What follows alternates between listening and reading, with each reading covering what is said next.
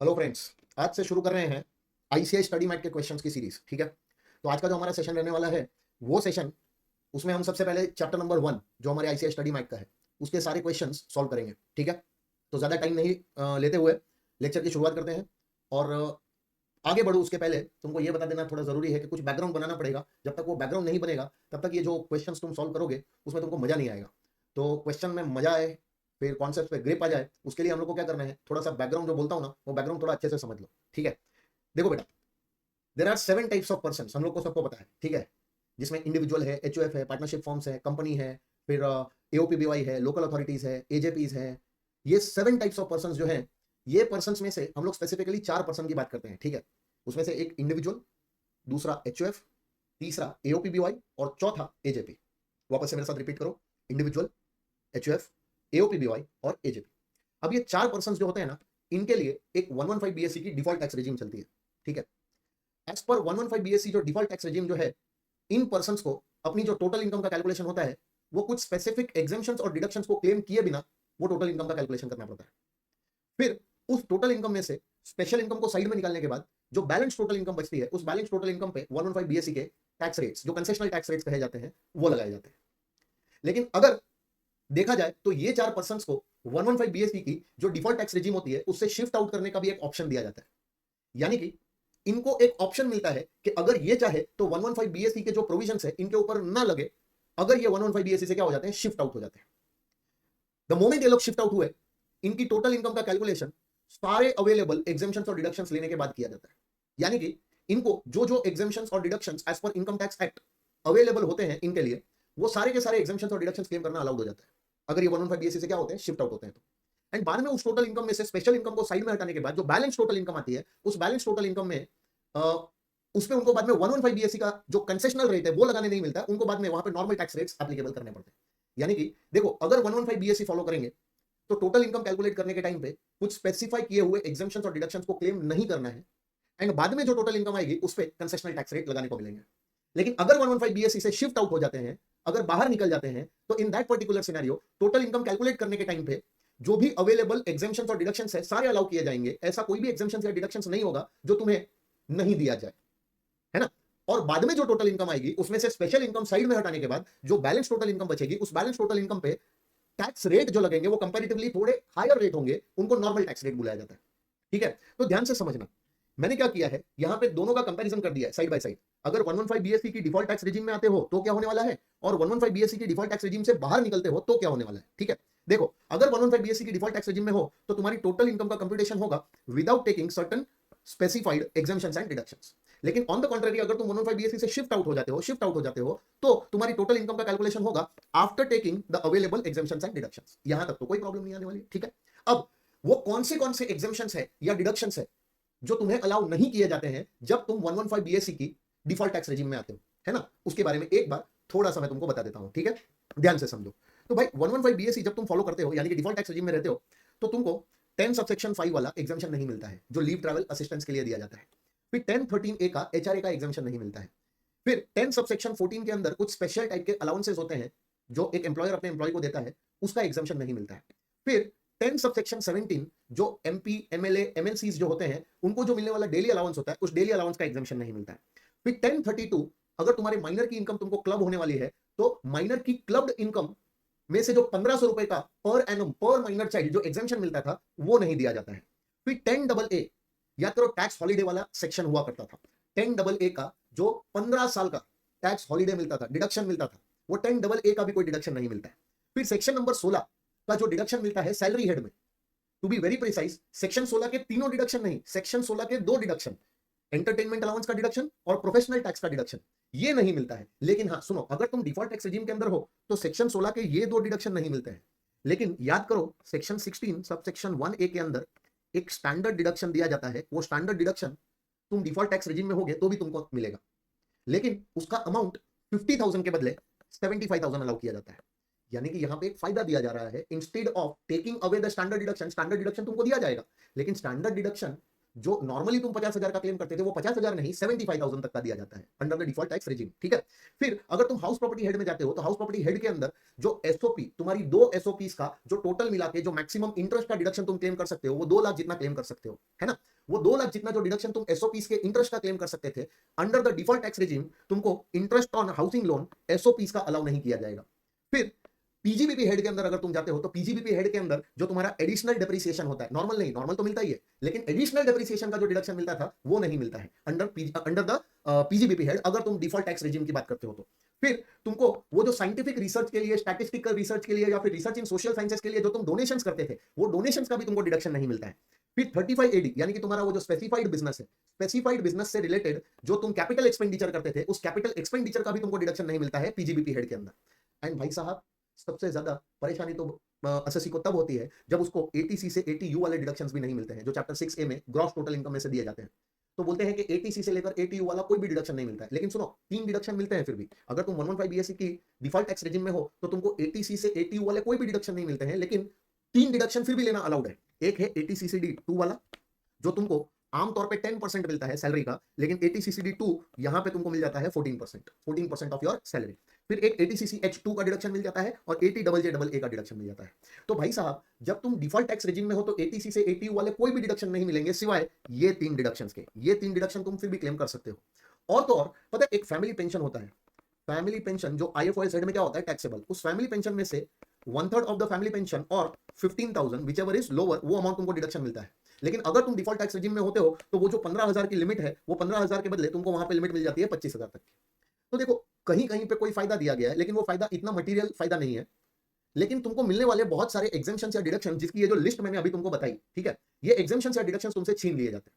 तो अब simple simple सा फंडा क्या निकल के आता है कि भाई साहब 115 बीएससी में अगर हो तो तुम्हारी टोटल इनकम वो जो अभी मैंने एग्जेम्पशंस और डिडक्शंस की लिस्ट दिखाई उनको कहा जाएगा स्पेसिफाइड एग्जेम्पशंस एंड डिडक्शंस। उनको लिए बिना तुम्हारी टोटल इनकम तुमको निकालनी पड़ेगी। एंड अगर तुम 115 बीएससी से शिफ्ट आउट हो जाते हो, ऑप्ट आउट कर लेते हो, तो तुमको नॉर्मल टैक्स रेजिम एप्लीकेबल होगी। और नॉर्मल टैक्स रेजिम के अंदर क्या होगा कि तुम्हारी टोटल इनकम का कैलकुलेशन सारे के सारे एप्लीकेबल एग्जेम्पशंस और डिडक्शंस को क्लेम करने के बाद किया जाएगा। आई होप ये समझ में आया, ठीक है। तो ये था टोटल इनकम का कैलकुलेशन। 115 बीएससी में हो तो ऐसे करना है, और 115 बीएससी से ऑप्ट आउट करते हो यानी कि नॉर्मल टैक्स रेजिम में जाते हो तो ऐसे करना है, ठीक है। अब एक बार जैसे ही तुमने तुम्हारी टोटल इनकम कैलकुलेट कर ली, टोटल इनकम कैलकुलेट कर ली, चाहे तुम 115 बीएससी में हो या तुम शिफ्ट आउट हो रहे हो नॉर्मल टैक्स रेजिम में जा रहे हो, एक बार तुमने तुम्हारी टोटल इनकम कैलकुलेट कर ली तो बाद में उस टोटल इनकम में से जो स्पेशल इनकम वाला पार्ट होता है, जैसे कि तुम्हारा लॉन्ग टर्म कैपिटल गेन है 112A वाला, शॉर्ट टर्म कैपिटल गेन है 111A वाला, विनिंग्स इनकम है, फिर अनएक्सप्लेन्ड इनकम्स है, वो सारी इनकम्स को स्पेशल इनकम्स बुलाया जाता है। तो तुम्हारी टोटल इनकम में से ये स्पेशल इनकम्स तुमको अलग करनी पड़ती है क्योंकि इनके ऊपर लगाए जाते हैं स्पेशल टैक्स रेट, ठीक है। और स्पेशल टैक्स रेट लगा के तुमको स्पेशल इनकम का क्या मिल जाता है, टैक्स मिल जाता है। अब बेटा ये जो स्पेशल इनकम्स और उस पर लगने वाला टैक्स का जो रेट्स है, तुम चाहे 115 बीएससी फॉलो करो या तुम 115 बीएससी से ऑप्ट आउट हो जाओ, यहां कोई फर्क नहीं पड़ने वाला है। स्पेशल इनकम्स हमेशा स्पेशल रेट पे ही टैक्सेबल होगी। स्पेशल इनकम्स हमेशा स्पेशल रेट्स पे ही क्या होगी, टैक्सेबल होगी, और उसका तुम टैक्स का कैलकुलेशन करोगे। लेकिन फर्क कहां पड़ता है कि जो भी तुमने टोटल इनकम निकाली थी उस टोटल इनकम में से स्पेशल इनकम को हटाने के बाद ये जो तुम्हारी बैलेंस टोटल इनकम बचती है, इस बैलेंस टोटल इनकम पे अगर तुम 115 बीएससी का डिफॉल्ट टैक्स रेजिम फॉलो करते हो तो तुमको कंसेशनल टैक्स रेट लगाने मिलते हैं। लेकिन अगर तुम ऑप्ट आउट कर लेते हो, 115 बीएससी की टैक्स रेजिम से बाहर निकल जाते हो, तो तुमको तुम्हारी बैलेंस टोटल इनकम पे नॉर्मल टैक्स रेट अप्लाई करने पड़ते हैं। अब सर ये जो 115 बीएससी के जो टैक्स रेट्स हैं वो कंसेशनल टैक्स रेट्स हैं, और वो जो शिफ्ट आउट हो जाते हो और नॉर्मल टैक्स रेजिम में जाते हो वो जो नॉर्मल टैक्स रेट्स है वो टैक्स रेट कंपैरेटिवली थोड़े ज्यादा है, ठीक है। तो कहीं पे तुमको कुछ बेनिफिट दिया गया है in the form of tax rate reduction, लेकिन वो पाने के लिए तुमको बहुत कुछ खोना पड़ा, बहुत सारे एग्जेम्पशंस और बहुत सारे डिडक्शंस खोने पड़े। लेकिन कहीं पे तुमको टैक्स रेट्स अगर ज्यादा है, जैसे कि अगर 115 बीएससी से बाहर निकलते हो तो टैक्स रेट जो नॉर्मल टैक्स रेट है वो कंपैरेटिवली ज्यादा है, लेकिन वहां पे तुमको सारे के सारे एग्जेम्पशंस और डिडक्शंस तुमको अलाउ कर दिए जाते हैं। आई होप ये बात एकदम तुम्हारी खोपड़ी में धीरे धीरे करके उतर रही है। ये जितना भी अभी बैकग्राउंड बना रहा हूं ये सारा बैकग्राउंड तुमको काम आने वाला है तुम्हारे क्वेश्चंस को सॉल्व करने के लिए। तो इज्जत से सुनना, बहुत काम है वो चीज मैं तुमसे डिस्कस कर रहा हूं, ठीक है। तो चलो अब वापस से एक बार थोड़ा सा मेरे को बताओ, अगर तुम 115 बीएससी की डिफॉल्ट टैक्स रेजिम में हो, 115 बीएससी की डिफॉल्ट टैक्स रेजिम में, तो वहां तुमको कुछ स्पेसिफिक टाइप के एग्जेम्पशंस या डिडक्शंस को लिए बिना तुम्हारी टोटल इनकम निकालनी पड़ेगी। उस टोटल इनकम में से स्पेशल इनकम पे स्पेशल रेट लगा के टैक्स निकाल लेना, लेकिन जो बैलेंस टोटल इनकम आएगी उस पे तुमको 115 बीएससी के कंसेशनल टैक्स रेट लगाने मिलेंगे, और वो कंसेशनल टैक्स रेट लगा के तुम्हारी टैक्स लायबिलिटी निकाल लेना। ये था 115 बीएससी। अब सर ये जो कंसेशनल टैक्स रेट होते हैं वो कौन से हैं, वो अभी बता रहा हूं, 2 मिनट रुक जाओ। लेकिन अगर मान लो कि तुम 115 बीएससी के डिफॉल्ट टैक्स रेजिम से बाहर निकल गए, ऑप्ट आउट कर लिया, शिफ्ट आउट कर लिया, इन दैट पर्टिकुलर सिनेरियो तुम्हारी जो टोटल इनकम कैलकुलेट होगी वो जितने भी अवेलेबल एग्जाम्पशन या डिडक्शन है उनको क्लेम करने के बाद तुम्हारी टोटल इनकम कैलकुलेट होगी, और उस टोटल इनकम में स्पेशल इनकम पे स्पेशल रेट ही लगाना है जो यहां लगाते थे, और टैक्स लायबिलिटी आ जाएगी। और बाद में जो बैलेंस टोटल इनकम बचेगी उस बैलेंस टोटल इनकम पे अब 115 बीएससी के टैक्स रेट, कंसेशनल रेट नहीं लगाने हैं, अब नॉर्मल टैक्स रेट लगाने हैं। एंड आई होप तुमने 115 बीएससी के जो टैक्स रेट्स है और नॉर्मल टैक्स रेट्स है वो कहीं ना कहीं पढ़े होंगे, लेकिन फिर भी चलो एक बार उसको मैं फटाफट से तुमको बता देता हूं कि 115 बीएससी के जो कंसेशनल टैक्स रेट होते हैं वो बेटा तुम्हारी स्क्रीन पे ये रहे, ठीक है। पहले 3 लाख तक की इनकम पे कोई टैक्स नहीं देना है, फिर 3 लाख से 7 लाख 5%, 7 लाख से 10 लाख 10%, 10 लाख से 12 लाख 15%, 12 लाख से 15 लाख 20%, और याद रखना 15 लाख के ऊपर जाओगे तो 30%।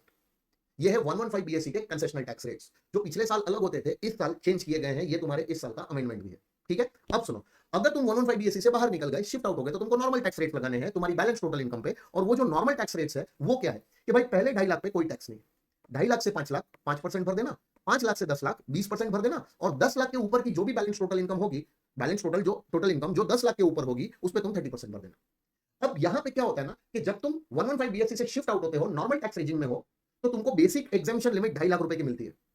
लेकिन अगर तुम एक सीनियर सिटीजन निकलते हो, यानी कि एक रेसिडेंट इंडिविजुअल जिसकी age at any time during the previous year 60 years या उससे ज्यादा है, यानी कि तुम एक सीनियर सिटीजन हो, तो तुमको मिलने वाली बेसिक एग्जेम्पशन लिमिट 3 लाख रुपया अवेलेबल हो जाती है, यानी कि 2.5 लाख नहीं 3 लाख की बेसिक एग्जेम्पशन लिमिट मिलती है। लेकिन अगर तुम एक सुपर सीनियर सिटीजन हो, यानी कि एक रेसिडेंट इंडिविजुअल जिसकी age at any time during the previous year 80 years या उससे ज्यादा होती है, तो तुम्हारी बेसिक एग्जेम्पशन लिमिट और बढ़ा दी जाती है, और वो 3 लाख से भी बढ़ के कितनी हो जाती है, 5 लाख हो जाती है। यानी कि यहां पे अगर तुम देखोगे तो सीनियर सिटीजन और सुपर सीनियर सिटीजन की बेसिक एग्जेम्पशन लिमिट ज्यादा है, और बाकी सारे इंडिविजुअल्स और एचयूएफ, एओपीबीवाई एंड एजेपी सबके लिए लिमिट है 2.5 लाख रुपया। आई होप ये समझ में आए। लेकिन ऐसा कोई भेदभाव तुम्हारी 115 बीएससी की टैक्स रेजिम में नहीं है, यानी कि अगर तुम सीनियर सिटीजन हो, या फिर एक सुपर सीनियर सिटीजन हो, या फिर एक नॉर्मल इंडिविजुअल हो, या एचयूएफ, एओपीबीवाई या एजेपी हो, तुमको भाई 3 लाख की ही बेसिक एग्जेम्पशन लिमिट मिलेगी, कोई भेदभाव नहीं है, ठीक है। तो ये एक छोटा सा चेंज है जो तुम्हारे दिमाग में, ये एक छोटा सा पॉइंट है जो तुम्हारे दिमाग में होना चाहिए, ठीक है, कि 115 बीएससी के अंदर senior citizen super senior citizen का कोई ज्यादा बेसिक एग्जेम्पशन लिमिट नहीं है। लेकिन वही जब नॉर्मल टैक्स रेट लगाओगे तो सीनियर सिटीजन की बेसिक एग्जेम्पशन लिमिट ज्यादा है और सुपर सीनियर सिटीजन की उससे ज्यादा है। आई होप ये समझ गया। तो ये है टैक्स रेट्स। अब बेटा जब भी तुम ये टैक्स रेट लगाते हो तो ये जो बैलेंस टोटल इनकम आई जिसपे तुम कंसेशनल टैक्स रेट लगाने वाले हो वो ये वाले लगाने हैं, ठीक है। और यहां पे जब तुम 115 बीएससी से क्या हो जाते हो, शिफ्ट आउट हो जाते हो, तो तुम्हारी बैलेंस टोटल इनकम पे ये जो नॉर्मल रेट्स लगाते हो वो तुमको ये वाले लगाने होते हैं। आई होप ये क्लियर है, ठीक है। अब सुनो, जैसे ही तुमने स्पेशल इनकम पे स्पेशल रेट लगा के टैक्स निकाला, बैलेंस इनकम पे 115 बीएससी रेट लगा के टैक्स निकाला, या फिर यहां पे स्पेशल इनकम पे स्पेशल रेट लगा के टैक्स निकाला और बैलेंस टोटल इनकम पे नॉर्मल रेट लगा के टैक्स निकाला, फिर ये जो दोनों टैक्सेस होते हैं इन टैक्सेस का टोटल तुम्हारा क्या जाता है, टैक्स ऑन टोटल इनकम। ये जो दोनों टैक्सेस होते हैं इन दोनों टैक्सेस का टोटल क्या जाता है, टैक्स ऑन टोटल इनकम। ये तुम्हारा टोटल टैक्स है, बेसिक टैक्स कहा जाता है।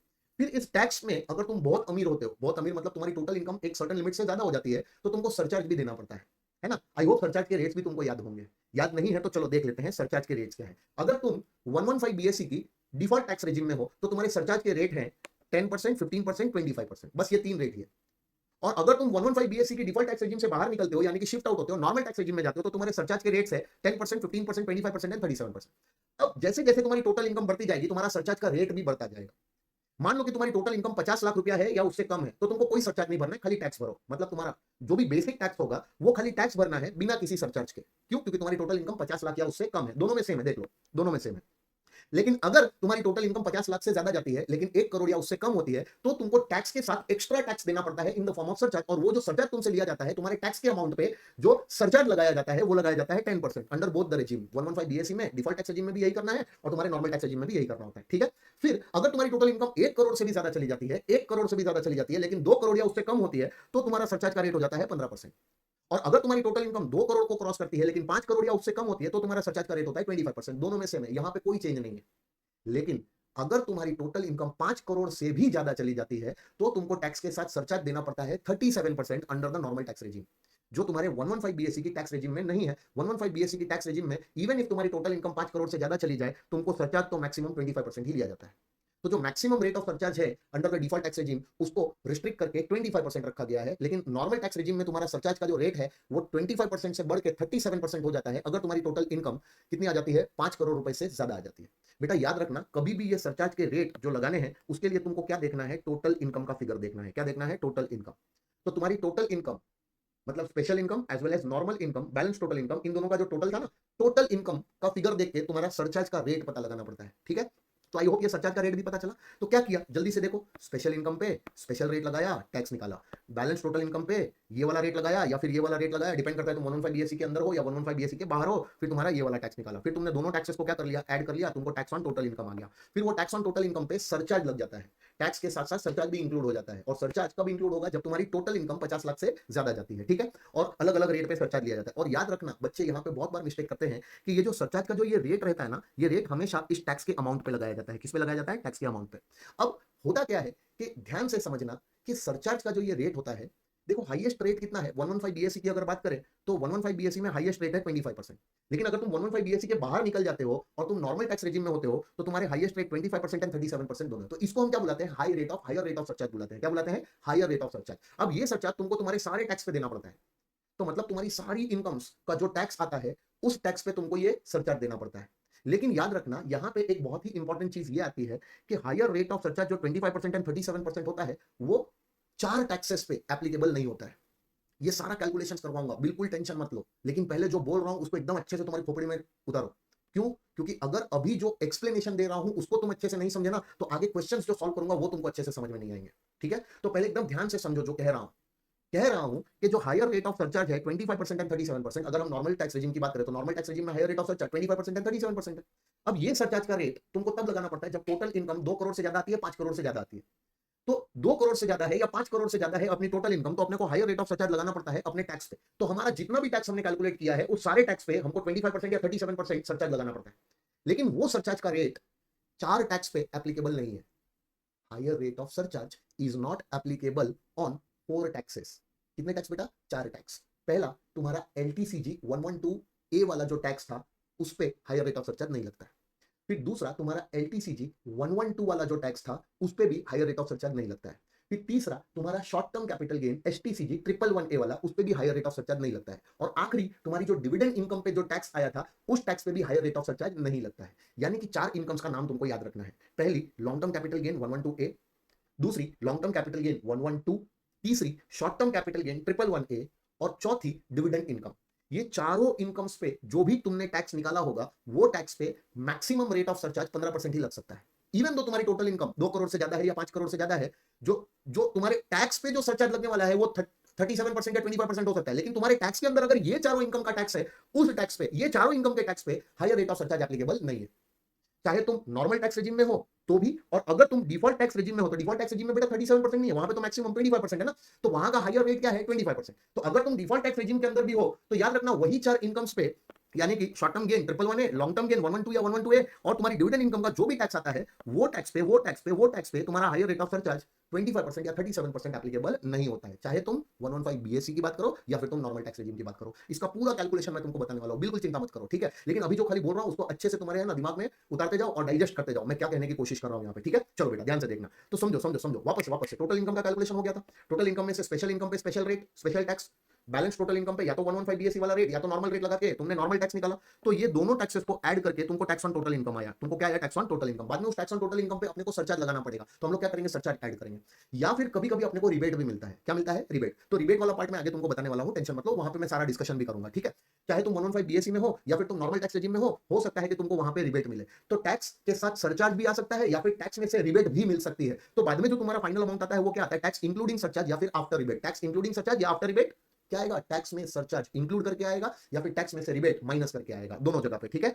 ये प्रोसेस बिल्कुल सेम है। चेंज क्या हो रहा है, एक जगह पे टोटल इनकम का कैलकुलेशन वो टाइम पे कोई एग्जाम्पशन या डिडक्शन जो स्पेसिफाई किए थे वो नहीं मिल रहा है, और दूसरे में जब तुम 115 बीएससी के बाहर निकल रहे हो, नॉर्मल में हो, तो वहां पे सारे डिडक्शन और एग्जाम्पशन मिलते हैं। फिर यहाँ का टैक्स रेट अलग है, यहाँ का टैक्स रेट अलग है। यहाँ पे सरचार्ज में मैक्सिमम रेट 25% है, यहाँ पे सरचार्ज में मैक्सिमम रेट 37% तक जाता है। फिर यहाँ पे रिबेट अलग तरीके से, अलग रिबेट की लिमिट अलग है, यहाँ पे रिबेट की लिमिट अलग है। देखो प्रोसेस है ना, दोनों का सेम है, प्रोसेस में कोई प्रॉब्लम नहीं आने वाली है। लेकिन कहां पे कौन सा टैक्स रेट लगाना है, कहां पे कितना सरचार्ज लगाना है, कहां पे कितनी रिबेट लेनी है, वो बहुत जरूरी हो जाएगा। क्योंकि 115 बीएससी की डिफॉल्ट टैक्स रेजिम में अलग है ये सारी चीजें, और जब तुम नॉर्मल टैक्स रेजिम में आते हो 115 बीएससी से ऑप्ट आउट होते हो तो वहां पे ये सारी चीजें अलग हो जाती है। ठीक है, पहले इनका डिफरेंस एक बार समझ लो, फिर कैलकुलेशन करेंगे तो अच्छे से तुम्हारी खोपड़ी में और बैठ जाएगा। ठीक है, इलस्ट्रेशन इसीलिए है यहाँ पे। ठीक है, अब जैसे ही तुम्हारा टैक्स इंक्लूडिंग सरचार्ज या फिर रिबेट आया, टैक्स इंक्लूडिंग सरचार्ज या रिबेट आया, तो उसके बाद में इसी टैक्स के अमाउंट पे हम लोग क्या करते हैं, 4% हेल्थ एंड एजुकेशन सेस भी लगा देते हैं। तो हेल्थ एंड एजुकेशन सेस लगाने के बाद हमारी आ जाती है ग्रॉस टैक्स लायबिलिटी। क्या आ जाती है? Gross tax liability. बाद में वहां से तुम्हारा टीडीएस टीसीएस माइनस हो जाता है, एडवांस टैक्स माइनस हो जाता है, रिलीफ अगर सेक्शन 89 की है तो वो माइनस हो जाती है। और पता है, अगर एएमटी के प्रोविजंस एप्लीकेबल होते हैं तो एएमटी का क्रेडिट भी तुमको अलाउ किया जाता है, अल्टरनेट मिनिमम टैक्स का। अब ध्यान से समझना, मैं तुमको एक चीज बता रहा हूं कि अगर तुम 115 बीएससी के प्रोविजंस फॉलो करते हो तो तुमको एएमटी के प्रोविजंस एप्लीकेबल नहीं होते। और अगर तुम्हारे को एएमटी के प्रोविजंस एप्लीकेबल नहीं होते हैं तो बाद में यहाँ पे फाइनली जब तुम्हारी टैक्स लायबिलिटी का कैलकुलेशन होता है तो वहां पे तुमको एएमटी का अगर पहले का कोई क्रेडिट भी पड़ा था तो वो एएमटी का क्रेडिट तुमको एडजस्ट करने नहीं मिलता है। ठीक है, लेकिन अगर तुम 115 बीएससी की डिफॉल्ट टैक्स रेजिम से बाहर निकलते हो, इसका मतलब तुम नॉर्मल टैक्स रेजिम में हो, तो भाई यहाँ पे तुमको एएमटी के प्रोविजंस, अल्टरनेट मिनिमम टैक्स के प्रोविजंस भी एप्लीकेबल होते हैं। यानी कि तुम्हारा नॉर्मल टैक्स या फिर alternate minimum tax whichever is higher, वो तुमको पे करना पड़ता है। ठीक है, तो एएमटी का प्रोविजन हम लोग बाद में करने वाले हैं, बाद में देखने वाले हैं, लेकिन फिलहाल जो बता रहा हूं खाली उतना ध्यान से उसको खाली सुनो। तो एएमटी अगर यहाँ पे एप्लीकेबल हो जाता है नॉर्मल प्रोविजंस के अंदर, तो एएमटी का क्रेडिट भी तुमको फाइनली यहाँ पे क्या हो जाता है, टैक्स लायबिलिटी कैलकुलेट करने के टाइम पे मिल जाता है। ठीक है, तो अब तक हम लोगों ने जो भी डिफरेंसेस देखे, ठीक है, वो सारे डिफरेंसेस को देखते हुए अपने को क्या करना होता है, टोटल इनकम और टैक्स लायबिलिटी का कैलकुलेशन करना पड़ता है। 115 बीएससी है तो भाई ये टैक्स रेट लगेगा, ये सरचार्ज का रेट लगेगा, और ये रिबेट मिलेगी, और अपना टैक्स का कैलकुलेशन ऐसे होगा। फिर अगर 115 बीएससी के बाहर जाओगे तो ये टैक्स रेट उसका चेंज हो जाएगा, फिर सरचार्ज के रेट थोड़े बहुत चेंज हो जाएंगे, रिबेट का कॉन्सेप्ट में जो लिमिट है वो थोड़ा बहुत चेंज हो जाएगा, और फिर अपना टैक्स का लायबिलिटी का कैलकुलेशन हो जाएगा। अगर तुम 115 बीएससी में हो तो AMT alternate minimum tax applicable नहीं है, तो वहां पे फाइनली जब टैक्स का कैलकुलेशन होगा तो एएमटी का कोई क्रेडिट भी नहीं मिलता है। और जब तुम 115 बीएससी के बाहर निकलते हो यानी कि नॉर्मल टैक्स रेजिम में जाते हो तो वहां पे तुमको एएमटी के प्रोविजंस भी एप्लीकेबल हो जाते हैं, and in that case AMT का क्रेडिट भी तुमको फाइनली वहां पे टैक्स लायबिलिटी में से अवेलेबल हो सकता है। ठीक है, अब ये जो कैलकुलेशन अपन ने किया ना, ये कैलकुलेशन फ्लो इसी तरीके से जाने वाला है। ठीक है, अब एक बार मैं तुमको पूछता हूं, तुम मेरे को बताते जाना। ठीक है, फिर हम लोग एक एक करके है ना क्वेश्चंस भी सॉल्व करना चालू करते हैं। ठीक है, तुम मेरे को बताना क्या करना है हम लोग को। ठीक है, ध्यान से देखना और तुम मेरे को बताना। देखो बेटा, मेरे को ये बताओ, सबसे पहले हम लोग क्या निकालेंगे, हमारी टोटल इनकम निकालेंगे। ठीक है, अब बेटा टोटल इनकम जब तुम्हारी निकलेगी तो ये टोटल इनकम तुमको चेक करना है कि अगर 115 बीएससी के अंदर आ रहे हो डिफॉल्ट टैक्स रेजिम में, तो बिना एग्जेम्पशंस और डिडक्शंस क्लेम किए ये टोटल इनकम निकलेगी। लेकिन अगर तुम 115 बीएससी से शिफ्ट आउट हो रहे हो, ऑप्ट आउट हो रहे हो, नॉर्मल टैक्स रेजिम में जा रहे हो, तो ये टोटल इनकम का कैलकुलेशन एकदम साधारण तरीके से, सिंपल तरीके से करना है। सारे एग्जेम्पशंस और डिडक्शंस जो तुमको अवेलेबल थे वो लेने के बाद ये टोटल इनकम का कैलकुलेशन करना है। एक बार तुम्हारी टोटल इनकम आ गई तो बाद में टोटल इनकम के दो टुकड़े कर देंगे। एक होगा तुम्हारा स्पेशल इनकम्स, इस पे अपन क्या लगाने वाले हैं, स्पेशल टैक्स रेट्स, और स्पेशल टैक्स रेट लगा के अपने को क्या मिल जाएगा, टैक्स लायबिलिटी मिल जाएगा, है ना। फिर तुम्हारा आएगा बैलेंस टोटल इनकम। अब बैलेंस टोटल इनकम पे बेटा दो पॉसिबिलिटी आ जाती है। अगर तुम 115 बीएससी के अंदर हो, अगर तुम 115 बीएससी के अंदर हो तो 115 बीएससी वाले रेट्स भी लग सकते हैं और तुम्हारे नॉर्मल रेट्स भी लग सकते हैं। तुमको देखना है कि तुम कौन सी स्कीम में थे। ठीक है ना, अगर 115 बीएससी में थे तो 115 बीएससी वाले रेट लगा देना, और अगर तुम 115 बीएससी से ऑप्ट आउट हो रहे थे तो नॉर्मल रेट्स लगा देना। ठीक है, अब यहाँ पे भी तुमको क्या मिल जाएगी, टैक्स लायबिलिटी मिल जाएगी। अब ये जो टैक्स लायबिलिटी है, ये जो टैक्स लायबिलिटी है, दोनों को क्या करना है, ऐड करना है। ऐड करके अपने को क्या मिल जाएगा, टैक्स ऑन टोटल इनकम। अब ये जो तुम्हारा टैक्स ऑन टोटल इनकम आया, इसमें अपने को क्या करना पड़ेगा, सरचार्ज ऐड करना पड़ेगा एट सर्टेन रेट। और सुनो, ये वाला जो तुम रेट लगाओगे ना, ये वाला रेट वो हमेशा इस अमाउंट पे लगाना है। ठीक है ना, याद रखना सरचार्ज का रेट दोनों जगह पे सेम है, चाहे तुम 115 बीएससी की बात करो या फिर नॉर्मल की बात करो, दोनों जगह पे सरचार्ज का रेट सेम है। लेकिन लास्ट में आके एक चेंज हुआ है कि सरचार्ज का रेट 115 बीएससी में मैक्सिमम 25% होगा और यहाँ पे मैक्सिमम 37% तक जाएगा। और 37% तब होगा जब टोटल इनकम 5 करोड़ को क्रॉस करेगी। और दोनों जगह पे ये चीज याद रखनी है कि सरचार्ज का जो हायर रेट्स होता है 25% एंड 37% रेट, वो 4 इनकम्स के टैक्स पे नहीं लगाया जाएगा। यानी कि तुम्हारे टैक्स के अंदर अगर 4 इनकम्स का टैक्स तुमने कैलकुलेट करके रखा है तो वो टैक्स को साइड में करो, उस टैक्स पे हायर रेट ऑफ सरचार्ज नहीं लगेगा। और वो 4 इनकम्स कौन सी है, एक है short term capital gain 111A वाली, दूसरी है लॉन्ग टर्म कैपिटल गेन 112 वाली, तीसरी है long term capital gain 112A वाली, और चौथी है डिविडेंड इनकम। ये चारों इनकम का टैक्स अगर तुमने इसके अंदर कैलकुलेट करके रखा हुआ है तो वो टैक्स को अलग करो। वो टैक्स पे मैक्सिमम जो सरचार्ज का रेट आएगा वो कितना आ सकता है, 15%। बाकी के सारे टैक्स पे तुम 25% या 37% लगा सकते हो, डिपेंड करता है कि तुम्हारी टोटल इनकम, ये वाले इनकम्स को हटाने के बाद जो तुम्हारी टोटल इनकम है वो 2 करोड़ या 5 करोड़ के ऊपर जाती है कि नहीं। अगर 2 या 5 करोड़ को क्रॉस करती है तो 25% या 37% लगाना। ठीक है, ये तुम्हारा सरचार्ज आ जाएगा। फिर सरचार्ज आएगा या फिर यहां पे तुमको रिबेट भी मिल सकता है। अब बेटा जो रिबेट मिलता है अंडर सेक्शन 87A, ठीक है ना, तो याद रखना रिबेट तुमको दोनों केस में मिलता है। चाहे तुम 115 बीएससी फॉलो करो तो भी तुमको रिबेट मिलता है, और तुम अगर नॉर्मल टैक्स के प्रोविजंस में हो यानी कि नॉर्मल रेजिम में हो तो भी तुमको रिबेट मिलता है। लेकिन दोनों में रिबेट की लिमिट्स अलग है, वो अपना डिस्कशन आगे करने वाला हूं मैं, टेंशन मत लो, उसका अलग से डिस्कशन करें। तो या तो टैक्स में सरचार्ज ऐड होगा तो टैक्स इंक्लूडिंग सरचार्ज आएगा, या तो टैक्स में रिबेट माइनस होगा तो टैक्स आफ्टर रिबेट आएगा। ठीक है, तो या तो सरचार्ज ऐड होगा या तो रिबेट माइनस होगा, दोनों साथ में नहीं आएगा, दोनों में से कोई भी एक आएगा। ठीक है, तो अब तुम्हारा टैक्स इंक्लूडिंग सरचार्ज आएगा या फिर टैक्स आफ्टर रिबेट आएगा, उस पर तुमको क्या करना है, health and education cess at the rate of 4% लगाना। और बेटा ये 4% है ना, इस अमाउंट पे होता है हमेशा, गलती मत करना, इस 4% को इस अमाउंट पे लगाना, ठीक है। तो हेल्थ एंड एजुकेशन से इसका अमाउंट आ जाएगा, फिर आएगा तुम्हारा ग्रॉस टैक्स लायबिलिटी। और बाद में ये जो ग्रॉस टैक्स लायबिलिटी होती है, यहाँ से अपना टीडीएस माइनस होता है, टीसीएस माइनस होता है, एडवांस टैक्स माइनस होता है, रिलीफ अगर मिलता है सेक्शन 89 वाला तो वो माइनस होता है। और अगर तुम नॉर्मल प्रोविजंस में थे, मतलब 115 बीएससी से शिफ्ट आउट हुए थे, तो तुमको एएमटी के प्रोविजंस भी एप्लीकेबल होते हैं, हेंस तुमको एएमटी का क्रेडिट लेना भी अलाउड होता है यहाँ पे। लेकिन अगर तुम 115 बीएससी में थे, डिफॉल्ट टैक्स रेजिम में थे, तो तुमको एएमटी के प्रोविजंस एप्लीकेबल नहीं होते, तो तुमको एएमटी का अगर कोई क्रेडिट तुम्हारे पास अवेलेबल था तो वो एएमटी का क्रेडिट माइनस करने को नहीं मिलता। फिर जो फाइनली जो तुम्हारी टैक्स लायबिलिटी आती है वो या तो नेट टैक्स लायबिलिटी आती है या तो रिफंड का अमाउंट आ जाता है। ये पूरा टैक्स का कैलकुलेशन का एक प्रोसेस, ये एकदम तुम्हारी खोपड़ी में सेट कर लो, ठीक है। अब ये जो प्रोसेस पूरा बताया ना, इस प्रोसेस के कोई भी एलिमेंट को ऊपर नीचे मत करना, यानी कि जहां पे सरचार्ज है वहीं पे आएगा, जहां पे हेल्थ एंड एजुकेशन सेस है वो वहीं पे आएगा, उसका ऑर्डर चेंज मत करना, ऊपर नीचे मत करना। फिर ग्रॉस टैक्स लायबिलिटी आने के बाद TDS, TCS, advance tax, relief, AMT credit, वो सारा कुछ बाद में आएगा ग्रॉस टैक्स लायबिलिटी के बाद। प्लीज ये ऑर्डर को थोड़ा सा भी शफल मत करना, क्योंकि प्रॉब्लम हो जाएगी, ठीक है। तो आई होप ये ऑर्डर जो बताया ये समझ में आया, ठीक है। अब बेटा देखो, जैसे ही ये अपना डिस्कशन हुआ ना, तो अब इसमें हम लोग क्या करते हैं, इतना डिस्कशन जो हुआ ना, इसके बेसिस पे एक काम करते हैं, कुछ क्वेश्चन सॉल्व करके देखते हैं, ठीक है, कि आईसीआई के स्टडी मैट में क्या क्वेश्चन है, और वो क्वेश्चन हम इतना नॉलेज जो हमने लिया, ये नॉलेज के बेसिस पे वो क्वेश्चन हम लोग सॉल्व कर पा रहे हैं कि नहीं कर पा रहे हैं, ठीक है। फिर मैं तुमको एक दो कॉन्सेप्ट्स और बताऊंगा, फिर उसके बेसिस पे हम लोग और क्वेश्चन सॉल्व करेंगे। ऐसे करके ये पूरे क्वेश्चन, पूरे जो चैप्टर के जितने भी क्वेश्चन है वो हमको सॉल्व करने हैं, ठीक है। चलो, तो एक एक करके आईसीआई के सारे क्वेश्चन उठाते हैं। चलो, सबसे पहला जो क्वेश्चन मैं क्वेश्चन तुमको करवाने जा रहा हूँ वो है क्वेश्चन नंबर 3, ठीक है बेटा। क्वेश्चन नंबर 3 बहुत ही सिंपल क्वेश्चन है, चलो देखते हैं क्वेश्चन नंबर 3 क्या कह रहा है। Mister X has a total income of 16 lakh रुपए for the previous year 24-25, comprising of income from house property and interest on fixed deposits, ठीक है। Compute his tax liability for the assessment year 25-26 under the default tax regime. तो क्या बोला भाई साहब, एकदम simple सा क्वेश्चन है, ज्यादा लोड नहीं लेना है, सिंपल सा क्वेश्चन है। 16 लाख रुपए की टोटल इनकम है, और टोटल इनकम के अंदर कोई भी स्पेशल वाली इनकम नहीं है, यानी कि long term gain, short term gain, winnings, ये वाली कोई भी स्पेशल इनकम नहीं है, सारी की सारी नॉर्मल इनकम है। तो मान के चलेंगे कि पूरी टोटल इनकम, मान के क्या चलना है, वो टोटल इनकम के अंदर कोई भी स्पेशल इनकम है ही नहीं, तो यही तुम्हारी टोटल इनकम जो है, इसमें अपने को 115 बीएससी के डायरेक्टली रेट लगा देना है, ठीक है। अब 16 लाख रुपया इनकम है, टोटल इनकम 16 लाख रुपया है, टोटल इनकम 16 लाख है, तो उसमें से पहले 3 लाख पे तो कोई टैक्स नहीं आएगा। फिर आता है 3 लाख से 7 लाख, मतलब 4 लाख रुपए पे अपने को 5% देना पड़ेगा, जो आएगा 20,000 रुपया। फिर आता है 7 लाख से 10 लाख, मतलब 3 लाख रुपया, उस पर अपने को 10% देना पड़ेगा, यानी कि 30,000 रुपया टैक्स देना पड़ेगा। फिर आएगा 10 लाख से 12 लाख, यानी कि 2 लाख रुपया, उस पर अपने को टैक्स देना पड़ेगा 15%। 15% टैक्स कितना आ जाएगा, 30,000 रुपया। और बाद में तुम्हारा 12 लाख से 15 लाख, यानी कि 3 लाख रुपया, उस पर तुमको टैक्स लग जाएगा 20%, जो आएगा 60,000 रुपया। और तुम देखो, तुम्हारी 15 लाख के ऊपर कितनी टोटल इनकम जा रही है, अगर टोटल इनकम 16 लाख है, तो 15 लाख के ऊपर कितनी टोटल इनकम जा रही है, 1 लाख रुपया। तो उस 1 लाख पे तुमको कितना देना पड़ेगा, 30%, दैट विल बी 30,000। तो ये बेटा इन सारे टैक्सेस का क्या कर लो, टोटल कर लो, तो तुमको ये टोटल टैक्स आएगा। अब उस टोटल टैक्स में सुनो, सरचार्ज ऐड नहीं होगा और ना रिबेट माइनस होगी, क्योंकि देखो सरचार्ज तब ऐड होता है जब तुम्हारी टोटल इनकम 50 लाख से ज्यादा होती है, तो 50 लाख से तो ज्यादा है नहीं, तो सरचार्ज आने वाला नहीं है। और रिबेट बेटा, जब तुम 115 बीएससी में होते हो, तो रिबेट तुमको तब मिलती है जब तुम्हारी टोटल इनकम 7 लाख रुपया या उससे कम होती है। आगे बताने वाला हूं लिमिट, लेकिन अभी याद रखो, 7 लाख रुपया या उससे कम अगर तुम्हारी टोटल इनकम होती है तो तुमको रिबेट दिया जाता है। तो तुम्हारी टोटल इनकम 16 लाख रुपया है, 50 लाख रुपए से कम है, तो सरचार्ज तो आएगा नहीं।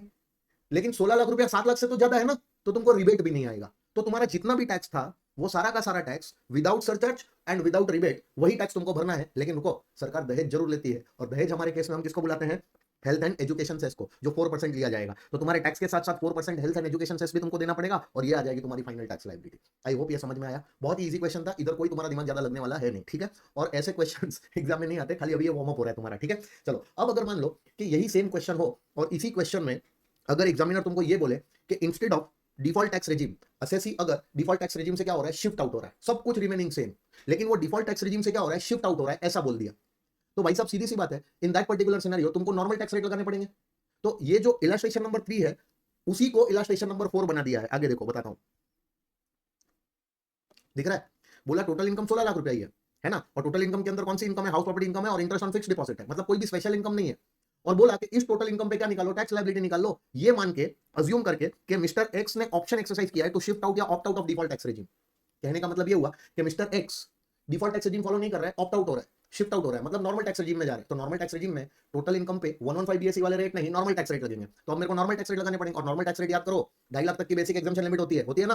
और अगर तुम सीनियर सिटीजन हो तो 3 लाख तक की बेसिक एग्जाम्पशन लिमिट होती है, और अगर तुम सुपर सीनियर सिटीजन हो तो 5 लाख तक की बेसिक एग्जाम्पशन लिमिट होती है ना। तो बेटा यहाँ पे देखो, अगर मिस्टर एक्स की एज 45 ईयर्स है, तो वो सीनियर सिटीजन हुआ क्या, नहीं, तो बेसिक एग्जाम्पशन लिमिट कितनी हो जाएगी, 2.5 लाख। लेकिन अगर उसकी एज 63 निकली, यानी कि 60 या उससे ज्यादा, लेकिन 80 से तो कम है ना, तो वो क्या निकला, सीनियर सिटीजन, तो उसकी बेसिक एग्जाम्पशन लिमिट 3 लाख हो जाएगी यहाँ पे।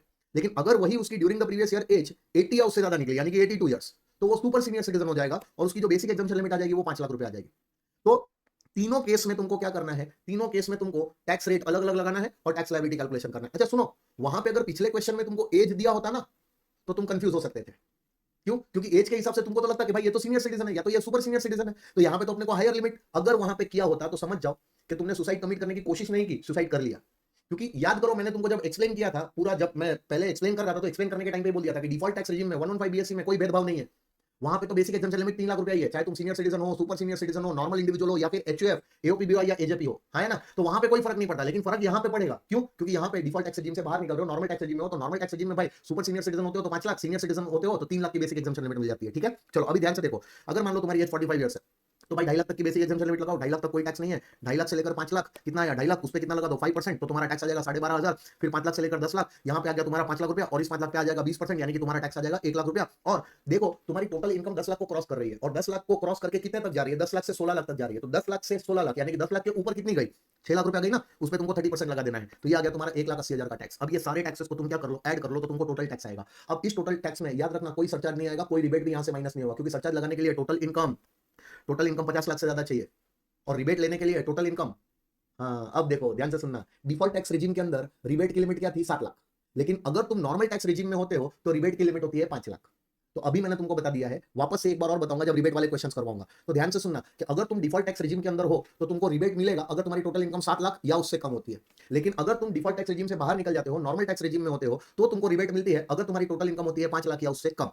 ठीक है, अब सुनो, अपने केस में ना तो टोटल इनकम 5 लाख रुपया या उससे कम है तो रिबेट भी नहीं आएगा, और ना 50 लाख या उससे ज्यादा है तो सरचार्ज भी नहीं आएगा। तो ना सरचार्ज ना रिबेट, खाली टैक्स आएगा, और टैक्स के साथ साथ दहेज 4% हेल्थ एंड एजुकेशन सेस, ये लगा के तुम्हारी ये फाइनल टैक्स लायबिलिटी आ जाएगी। आई होप ये समझ में आया। अब यही 45 ईयर्स वाला जो कंडीशन है उसको चेंज करके कितना कर दिया, 63 ईयर्स कर दिया। तो तुम्हारी वो जो 2.5 लाख की लिमिट है वो कितनी हो जाएगी, 3 लाख रुपए। तो 3 लाख तक कोई टैक्स नहीं भरना है, तो 3 लाख से 5 लाख तक कितना भरोगे, यानी कि 2 लाख रुपए की जो इनकम आएगी उस पर कितना भरोगे, 5%, और बाकी का सब कुछ रिमेनिंग सेम। तो बाद में ये आ गया तुम्हारा टैक्स, और 2,90,000 आ जाएगा, उस पर हेल्थ एंड एजुकेशन सेस दे देना, और तुम्हारी फाइनल टैक्स लायबिलिटी आ जाएगी। फिर उसके बाद अगर तुम देखोगे तो अगर तुम्हारी एज 82 ईयर्स होती तो तुम सुपर सीनियर सिटीजन होते, और सुपर सीनियर सिटीजन के लिए तो 5 लाख तक की बेसिक एग्जाम्पशन लिमिट होती है। तो पहला स्लैब और दूसरा स्लैब यानी कि 5 लाख तक की जो भी इनकम है उस पर तुमको कोई टैक्स नहीं भरना है। लेकिन 5 लाख से 10 लाख तक की जो इनकम होगी उस पर तो तुमको 20% भरना ही पड़ेगा, और 10 लाख के ऊपर जो भी इनकम जाएगी उस पर तुमको 30% भरना ही पड़ेगा। तो ये आ गई तुम्हारी टैक्स लायबिलिटी, और इस टैक्स लायबिलिटी को ऐड कर लो, टोटल हो जाएगा, तो तुम्हारी आ गई टोटल टैक्स लायबिलिटी, उस पर हेल्थ एंड एजुकेशन से ऐड कर लो, ये आ गई तुम्हारी final tax liability. I hope ये दोनों क्वेश्चन से तुमको एक बेसिक टैक्स का कैलकुलेशन कैसे होता है वो समझ में आया। ठीक है,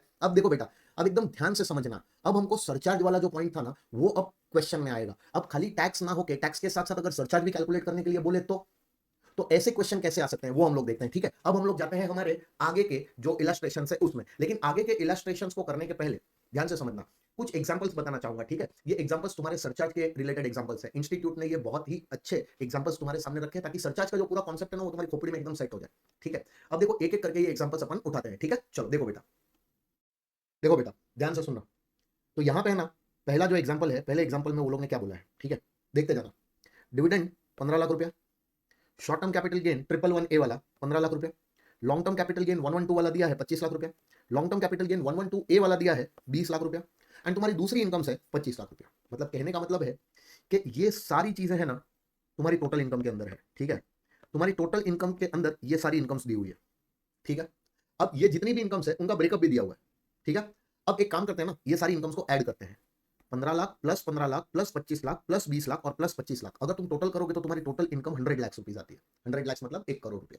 ठीक है, और सुनो, ये जितने भी कैलकुलेशंस अभी हम लोग करने जा रहे हैं ना, ये जितने भी एग्जांपल्स मैं तुम्हारे सामने अभी तुमसे डिस्कस करने जा रहा हूं ना, यही मान के ये सारा डिस्कशन हो रहा है कि एसएससी 115BAC के डिफॉल्ट टैक्स रेजिम में कवर हो रहा है, यानी कि वो शिफ्ट आउट नहीं हुआ है, 115BAC के अंदर है।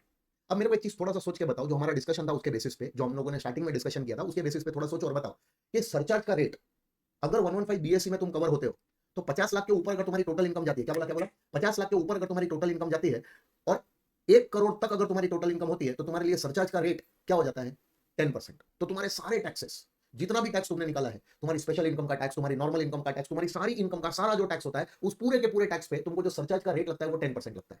याद आता है? अब अगर मान लो कि तुम्हारी टोटल इनकम यहां पे इस क्वेश्चन के अंदर, इस पर्टिकुलर एग्जांपल के अंदर 50 लाख या उससे कम होती तो सरचार्ज ही नहीं आता। लेकिन क्या ये 50 लाख के ऊपर है? हाँ। और देखो 50 लाख के ऊपर जा रही है, लेकिन 1 करोड़ तक तुम्हारी टोटल इनकम रिस्ट्रिक्ट हो गई। 100 लाख मतलब 1 करोड़ तक रिस्ट्रिक्ट। 1 करोड़ के ऊपर चली जाती तो कितना हो जाता, 15%, लेकिन 1 करोड़ तक रिस्ट्रिक्ट हो गई। समझ में आ रहा है? तो तुम्हारा जितना भी टैक्स आएगा, चाहे वो इस इनकम का हो, इस इनकम का हो, इस इनकम का हो, इस इनकम का हो या इस इनकम का, सारी की सारी इनकम्स का जो भी तुम्हारा टैक्स होने वाला है उस सारे के सारे टैक्स पे तुमको 10% सरचार्ज देना पड़ेगा। तो कहने का मतलब क्या, देखो इसी का मैंने प्रेजेंटेशन मेरे हिसाब से किया है। कैसे किया, देखो अगर मान लो मिस्टर उमंग है, मतलब मेरी बात कर रहा हूं, ठीक है, और मैं अगर 115 बीएससी फॉलो करता हूं, तो मेरी short term capital gain triple होने वाली इनकम 15 लाख रुपया थी, लॉन्ग टर्म कैपिटल गेन 112 वाली इनकम 25 लाख रुपया थी, और लॉन्ग टर्म कैपिटल गेन 112 ए वाली जो इनकम है वो 20 लाख रुपया थी। और तुमको ये बता देता हूं कि अगर 112 ए वाला जो लॉन्ग टर्म कैपिटल गेन होता है, तो उस लॉन्ग टर्म कैपिटल गेन में से, मैं लॉन्ग टर्म कैपिटल गेन कोई भी नहीं बोल रहा हूं, मैं बोल रहा हूं लॉन्ग टर्म कैपिटल गेन 112 ए वाला। अगर 112 ए वाला जो लॉन्ग टर्म कैपिटल गेन होता है, एचटीटी पेड इक्विटी शेयर्स को ट्रांसफर करते हैं रिकॉग्नाइज्ड स्टॉक एक्सचेंज पे, तो उससे जो आने वाला जो गेन होता है लॉन्ग टर्म गेन, पहले 1,25,000 पे उस पर कोई टैक्स नहीं है। मतलब पहले 1,25,000 पे टैक्स जीरो भरना है, और 1,25,000 के ऊपर जितनी भी इनकम जाती है उस पर मेरे को टैक्स भरना पड़ता है। ठीक है, अब याद रखना यहाँ पे है ना चेंजेस आए हैं।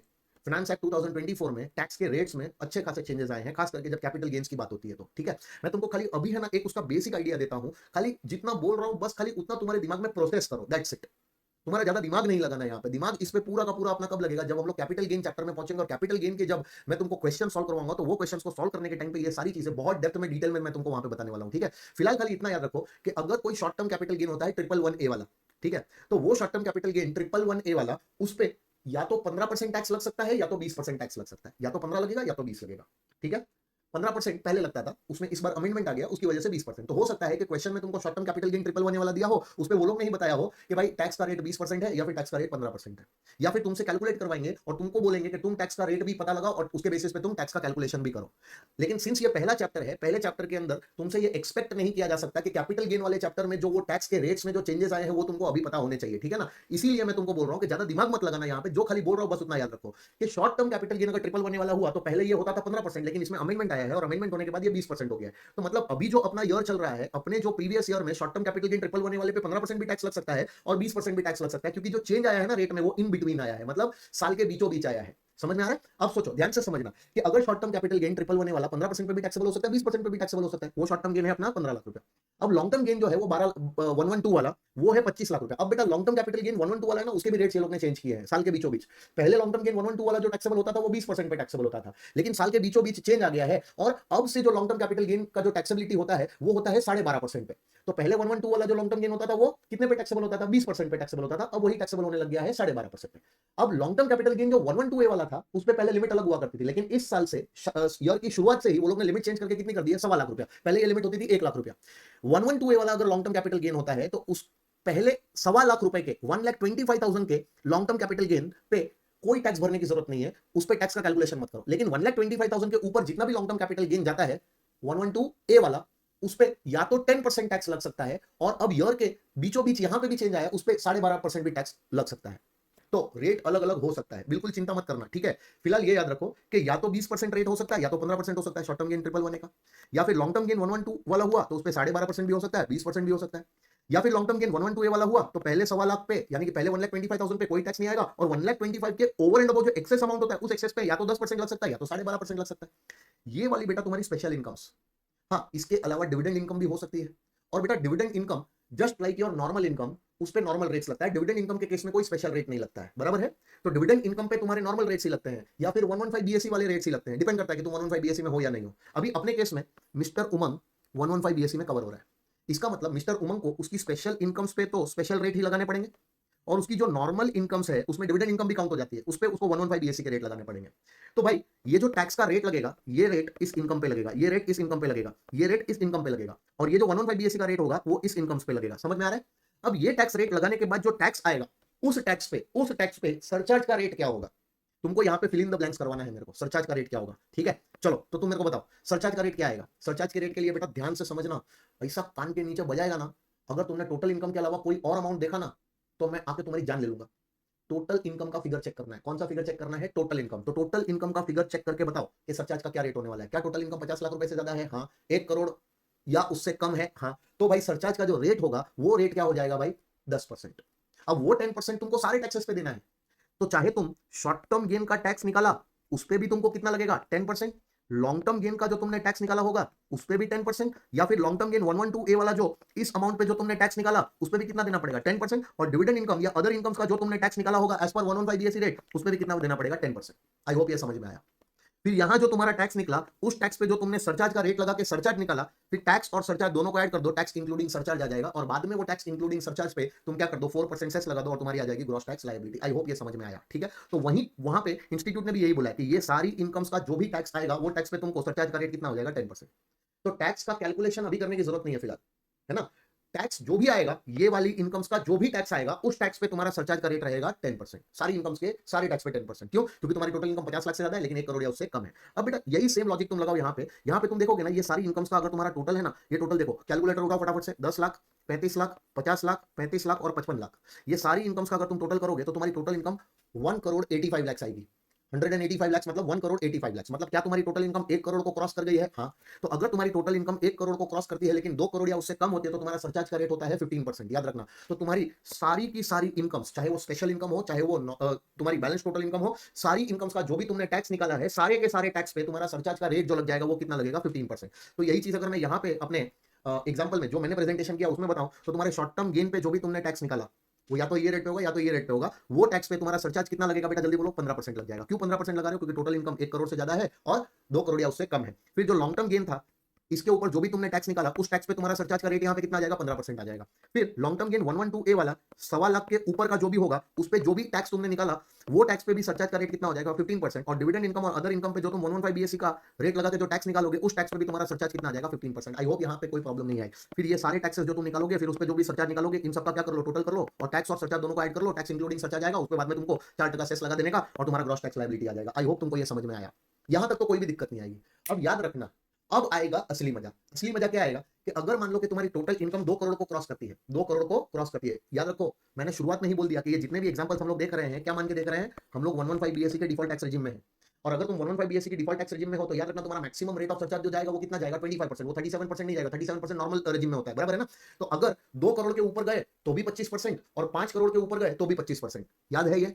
याद है। लेकिन याद रखो, एक और चीज बताया था कि तुम्हारा जो हायर रेट ऑफ सरचार्ज है, हायर रेट ऑफ सरचार्ज है, वो 4 टैक्सेस पे नहीं आएगा। 4 इनकम के टैक्सेस पे हायर रेट ऑफ सरचार्ज नहीं आएगा। वो चारों इनकम कौन सी? शॉर्ट टर्म गेन 111 है, long term gain 112, long term gain 112A और डिविडेंड इनकम। ये चारों इनकम का जो भी टैक्स होगा, उस टैक्स पे higher rate of surcharge 25% applicable नहीं होगा। वहां पे मैक्सिमम रेट कितना आएगा, 15%। लेकिन उसके अलावा जो तुम्हारा बाकी का सारा टैक्स होगा, उस टैक्स पे हायर रेट ऑफ सरचार्ज आएगा 25%। लेकिन वो तब जब बाकी की जो इनकम है, ये वाली इनकम्स को हटाने के बाद जो बाकी की इनकम है, वो 2 करोड़ या उससे वो 2 करोड़ से ज्यादा हो, बराबर है ना। ये खोपड़ी में है, खोपड़ी में से इसको बाहर निकालना है और अब इसको प्रैक्टिकल क्वेश्चन के अंदर तुमको अप्लाई करना है। देखो क्या क्या करते हैं यहाँ पे, देखो अब है ना, ध्यान से देखो, यहाँ पे तुम्हारी टोटल इनकम कितनी है, टोटल इनकम आती है 792 लाख। कैसे आ गई देखो, डिविडेंड इनकम कैलकुलेटर उठाओ फटाफट फटाफट, calculator 51 lakh dividend income add करो, फिर short term capital gain 44 lakh add करो, लॉन्ग टर्म गेन 112 वाला 42 लाख ऐड करो, और लॉन्ग टर्म गेन 112A वाला 55 लाख ऐड करो, और अदर इनकम 6 करोड़ की ऐड करो। जैसे ही तुम ये सारी इनकम्स को क्या करोगे बेटा, ऐड करोगे ना, तो तुम्हारी टोटल इनकम का फिगर आ जाएगा 792 लाख, यानी कि 7 करोड़ 92 लाख, 7 करोड़ 92 लाख। अब मेरे को एक चीज बताओ, इसी चीज को है ना हम हमारे उस फॉर्मेट में डालते हैं, ठीक है। चलो आ जाओ जल्दी। तुम्हारी टोटल इनकम कितनी आई, 7 करोड़ 92 लाख। और सेम टू सेम क्वेश्चन मैंने यहाँ पे उठा के खाली उसकी सजावट की है, बराबर है ना। तुमको अच्छे से समझ में आए इसलिए। देखो, शॉर्ट टर्म कैपिटल गेन का इस अमाउंट का जो भी टैक्स आएगा, वो टैक्स तुम यहाँ पे लिखोगे। फिर लॉन्ग टर्म गेन का इस अमाउंट का जो भी टैक्स आएगा, वो टैक्स तुम यहाँ पे लिखोगे। फिर तुम्हारा 112A वाला जो लॉन्ग टर्म गेन है, जो 1.25 लाख के ऊपर का एक्सेस अमाउंट है, उस एक्सेस अमाउंट पे जो भी टैक्स आएगा वो तुम यहाँ पे लिखोगे। फिर तुम्हारी डिविडेंड इनकम और तुम्हारी अदर इनकम्स, ठीक है। इन दोनों इनकम्स पे 115BSE वाला टैक्स रेट लगा के तुम टैक्स कैलकुलेट करके वो टैक्स तुम यहाँ पे लिखोगे। अब बेटा थोड़ा सा ध्यान से समझना कि तुम्हारी टोटल इनकम देखा जाए तो 7 करोड़ 92 लाख, मतलब 2 करोड़ से तो बहुत ज्यादा है। यानी कि तुम्हारा जो सरचार्ज का रेट आना चाहिए वो 25% आना चाहिए। लेकिन याद रखना, मैंने तुमको बोला था 4 इनकम्स का जो भी टैक्स निकालोगे, उस टैक्स पे सरचार्ज का rate, higher rate of surcharge applicable नहीं होता है। और वो 4 इनकम्स कौन सी थी? शॉर्ट टर्म गेन 111A वाला जो भी टैक्स आएगा, उस पे हायर रेट ऑफ सरचार्ज नहीं लगेगा, यानी कि उधर मैक्सिमम सरचार्ज कितना आ सकता है, 15%, आया ना। फिर तुम्हारा लॉन्ग टर्म गेन 112 वाला था, उस पे जितना भी टैक्स तुमने निकाला था, उस टैक्स पे भी हायर रेट ऑफ सरचार्ज नहीं आ सकता है, यानी कि वहां पे भी 25% नहीं आ सकता है, वहां पे भी मैक्सिमम सरचार्ज तुम्हारा 15% ही होगा। फिर जो तुम्हारा लॉन्ग टर्म गेन था 112A वाला 1,25,000 के एक्सेस वाला अमाउंट, उस एक्सेस अमाउंट पे जो भी तुमने टैक्स निकाला, उस टैक्स पे भी तुम्हारा हायर रेट ऑफ सरचार्ज 25% नहीं आएगा, वहां पे भी मैक्सिमम कितना होगा, 15%। और याद रखना, डिविडेंड इनकम का जो भी तुमने टैक्स निकाला होगा, यानी कि 115BSE का जो भी टैक्स तुमने निकाला होगा डिविडेंड इनकम पे, बराबर है ना, वो डिविडेंड इनकम का जो भी टैक्स होगा, उस टैक्स पे भी हायर रेट ऑफ सरचार्ज 25% नहीं आएगा, उधर भी कितना आएगा, 15%। अब हायर रेट ऑफ सरचार्ज यहां पे आ सकता है, यहां पे आ सकता है, लेकिन वो तभी आएगा जब ये चारों इनकम्स हटाने के बाद जो तुम्हारी बैलेंस इनकम बचती है, वो इनकम भी 2 करोड़ से ज्यादा होनी चाहिए। तो क्या ये चारों इनकम्स को हटाने के बाद ये जो बैलेंस इनकम बचती है, क्या ये 2 करोड़ से ज्यादा है? The answer is yes.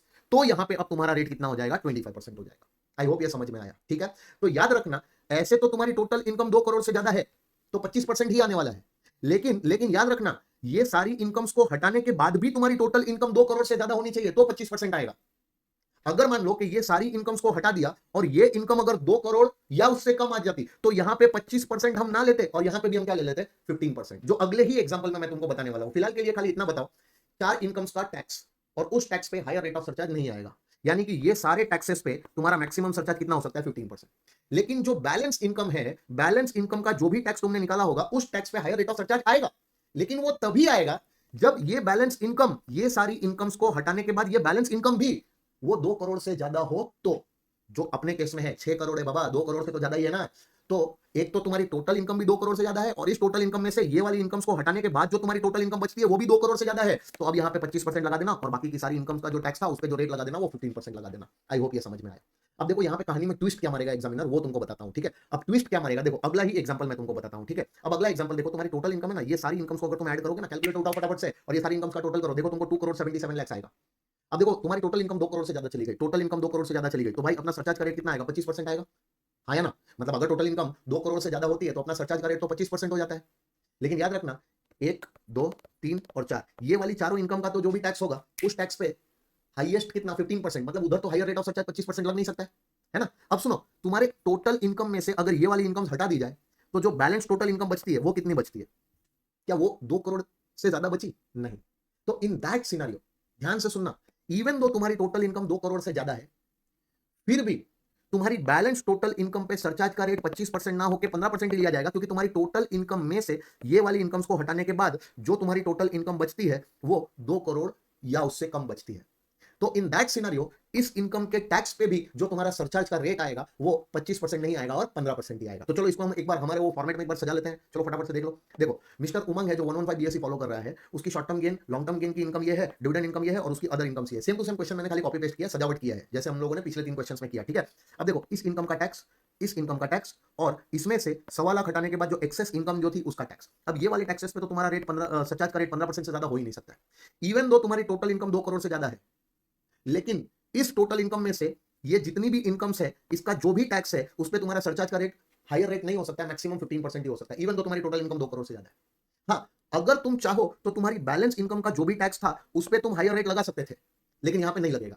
क्यों नहीं लगेगा, क्योंकि तुम्हारी टोटल इनकम में से अगर ये वाली इनकम्स हटा दी जाए, अगर तुम्हारी टोटल इनकम में से ये वाली इनकम्स हटा दी जाए तो बेटा ये वाली इनकम्स को हटाने के बाद, ये वाली इनकम्स को हटाने के बाद अगर तुम्हारी टोटल इनकम बचती है वो कहां 2 करोड़ से ज्यादा बची। तो अगर ये इनकम्स को हटाने के बाद तुम्हारी बैलेंस टोटल इनकम 2 करोड़ या उससे कम हो जाती है तो यहां पे 25% मत लगाना, तो यहां पे भी कितना लगा लेना, 15%। तो कहने का मतलब ये टैक्स, ये टैक्स, ये टैक्स और ये कोई भी टैक्स हो, ये सारे टैक्सेस पे बाद में सरचार्ज कितना हो जाएगा, 15%। आई होप ये तुमको तुम्हारी खोपड़ी में गया, ठीक है। बहुत ही इंपॉर्टेंट कॉन्सेप्ट है, छोटे छोटे एमसीक्यूज में हो सकता है कि ऐसा एक कॉन्सेप्ट एक्सप्लॉइट कर ले, या फिर हो सकता है कि बड़ा सा कोई क्वेश्चन तुमको दे दिया, उस क्वेश्चन के अंदर तुमको ये सारा कैलकुलेशन करवाया और ये सारा कैलकुलेशन करवा के तुमसे टैक्स लायबिलिटी का भी सॉरी टोटल इनकम का भी कैलकुलेशन करवाया और बाद में बोलेंगे कि उस टोटल इनकम पे तुम्हारा टैक्स लायबिलिटी का भी कैलकुलेशन करो, और उस टैक्स लायबिलिटी के कैलकुलेशन में हो सकता है कहीं ना कहीं छुपा हुआ ये एडजस्टमेंट तुम्हारा बाहर निकल के आए, और ये अगर तुमको नहीं पता होगा तो 110% मैं बोलता हूं कि तुम वहां पे टैक्स लायबिलिटी के कैलकुलेशन में मिस्टेक करके आओगे। समझ में आ रहा है? तो बेटा ये मिस्टेक बिल्कुल नहीं करनी है एग्जामिनेशन में। आई होप ये जो अभी बताया ये तुम्हारी खोपड़ी में सेट हो गया। अब ये जो भी हम लोगों ने डिस्कशन किया एग्जैक्टली सेम, जरा सा भी चेंज नहीं है। अगर मान लो 115 बीएससी में थे तो हाईएस्ट रेट कितना था, 25% था सरचार्ज का रेट। लेकिन अगर तुम 115 बीएससी से क्या हो जाते हो, शिफ्ट आउट हो जाते हो, क्या हो जाते हो, शिफ्ट आउट हो जाते हो, तो तुम्हारा जो सरचार्ज का रेट जाता है, हाईएस्ट रेट कितना जाता है बेटा सरचार्ज का, वो 25% भी जा सकता है और 37% भी जा सकता है। 37% तब जाएगा जब तुम्हारी टोटल इनकम 5 करोड़ को क्रॉस करेगी। लेकिन याद रखना, अगर तुम 115 बीएससी से शिफ्ट आउट हो जाते हो तो तुम्हारी ये वाली इनकम्स का जो टैक्स होगा वो तो यही आने वाला है जो दिया है। समझ में आ रहा है? मतलब ये स्पेशल रेट्स यही रेट्स पे लगने वाले हैं, लेकिन बाद में जो तुम्हारी अदर इनकम्स होगी ना, अदर इनकम का टैक्स 115 बीएससी या डिविडेंड इनकम का टैक्स 115 बीएससी पे नहीं आएगा।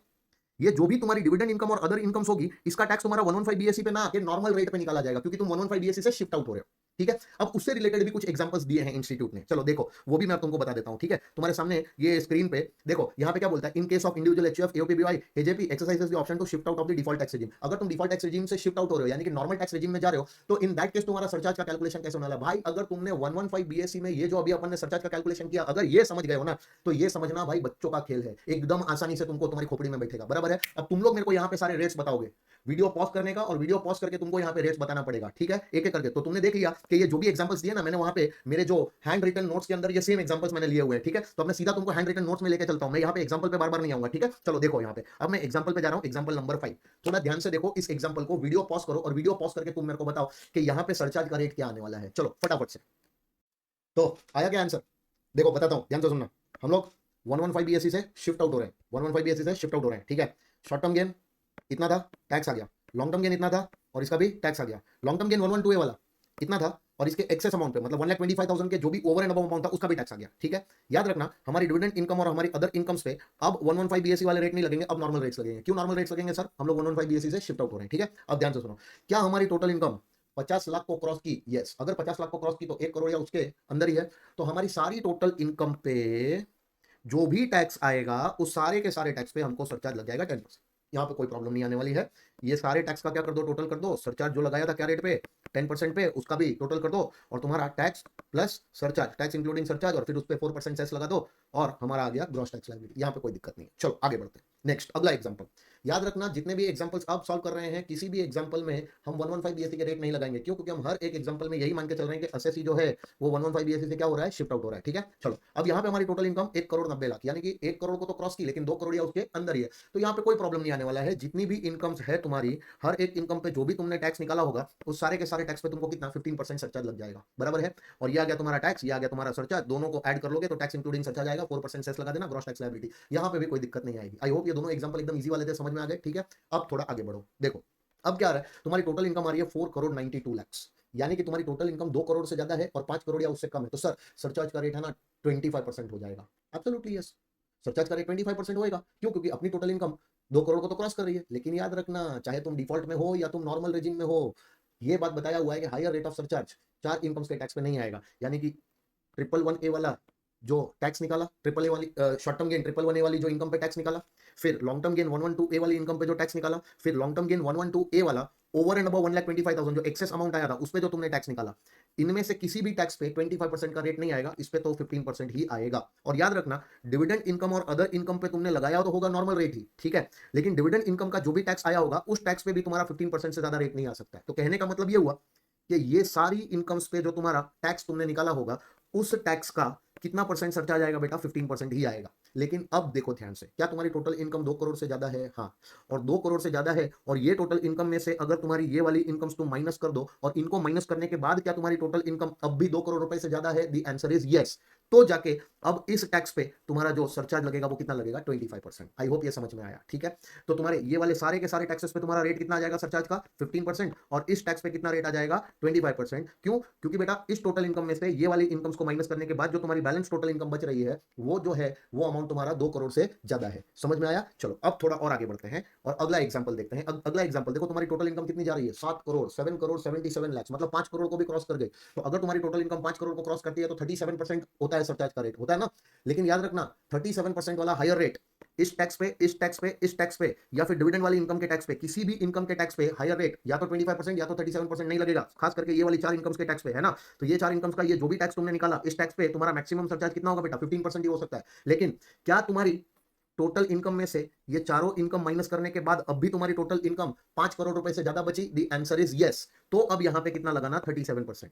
आई होप समझ में आया, ठीक है। तो ये सारी इनकम्स के टैक्स पे तुम्हारा रेट ऑफ सरचार्ज कितना हो जाएगा? 15%। और ये वाली इनकम का जो भी टैक्स आया इस टैक्स पे तुम्हारा रेट ऑफ सरचार्ज हो जाएगा 37%। यहाँ पे 37% क्यों लगाया? क्योंकि एक तो तुम्हारी टोटल इनकम 5 करोड़ से ज्यादा है और टोटल इनकम में से ये वाली इनकम्स को माइनस करने के बाद भी तुम्हारी टोटल इनकम 5 करोड़ से ज्यादा बच रही है, इसीलिए तुमने यहाँ पे कितना लगाया? 37%। आई होप समझ में आया होगा, ठीक है। अब आएगा कहानी में ट्विस्ट। ट्विस्ट क्या आएगा? देखो देखो तुम्हारी टोटल इनकम 2 करोड़ रुपए से ज्यादा है, तो अगर टोटल इनकम 2 करोड़ रुपए से ज्यादा जाती है तो भाई अपना सरचार्ज का रेट तो 25% आ जाता है ना। तो हमको तो यहाँ पे सारे के सारे टैक्स पे 25% लगाना पड़ेगा। लेकिन याद रखना ये वाला टैक्स, ये वाला टैक्स, ये वाला टैक्स और ये वाला टैक्स, इन चारों टैक्सेस पे तुम्हारा सरचार्ज का रेट, हायर रेट 25% या 37% नहीं हो सकता। यहाँ पे मैक्सिमम कितना होगा? 15% ही होगा। लेकिन क्या तुम्हारी बैलेंस इनकम पे टैक्स 25% हो सकता है? The answer is no. क्यों? क्योंकि भाई तुम्हारी टोटल इनकम में से अगर तुम ये वाली सारी इनकम्स अगर माइनस कर देते हो तो इनको माइनस करने के बाद तुम्हारी टोटल इनकम देखो कितनी आ रही है? 1 करोड़ 10 लाख। क्या ये 2 करोड़ रुपए से ज्यादा आया? The answer is no. तो इन दैट पर्टिकुलर सिनेरियो अगर ये 2 करोड़ रुपए से ज्यादा नहीं बचा तो यहाँ पे तुम्हारा 25% सरचार्ज का रेट नहीं आ सकता है। यहाँ पे तुम्हारा रेट कितना आ जाएगा बेटा? यहाँ पे भी 15% आ जाएगा। इन शॉर्ट सारे के सारे टैक्स पे तुम्हारा सरचार्ज का रेट कितना हो जाएगा? 15%, बराबर है। अब देखो कुछ कुछ ढक्कन भी हो सकते हैं अपने। कुछ कुछ ढक्कन कैसे हो सकते हैं मैं तुमको बताता हूँ। अगर मान लो कि यहाँ पे 1 करोड़ 10 लाख ना बचता और यहाँ पे 40 लाख बचता, है ना, 40 लाख ही बचा, तो बहुत लोग ऐसा बोलेंगे कि सर इधर तो खाली 40 लाख ही बचा, यानी कि 50 लाख से तो कम बचा, यानी कि नो सरचार्ज। उल्टे हाथ से कान के नीचे बजाएगा एक, फालतू बात नहीं करने का। क्या तुम्हारी टोटल इनकम 2 करोड़ रुपए से ज्यादा है? हाँ, तो भाई सरचार्ज तो तुम्हारा 25% लगने वाला था। तुम खाली हमको थैंक यू बोलोगे हम 25% नहीं लगा रहे, इसका मतलब ये थोड़ी है कि बैलेंस इनकम पे हम तुमसे सरचार्ज ही नहीं लेंगे। बैलेंस इनकम जो भी बचती है, क्या वो 2 करोड़ से ज्यादा बची, 2 करोड़ से ज्यादा आई? नहीं, तो हम 25% नहीं लेंगे। इसका मतलब ये नहीं हुआ कि अब यहाँ पे अगर इनकम 50 लाख से कम हो गई तो सरचार्ज ही नहीं होगा। नहीं, सरचार्ज तो पूरी इनकम पे तुमको देना पड़ेगा। इस पे भी देना पड़ेगा, इस पे भी देना पड़ेगा, इस पे भी देना पड़ेगा, इस पे भी देना पड़ेगा, और इस टैक्स पे भी तुमको सरचार्ज देना पड़ेगा।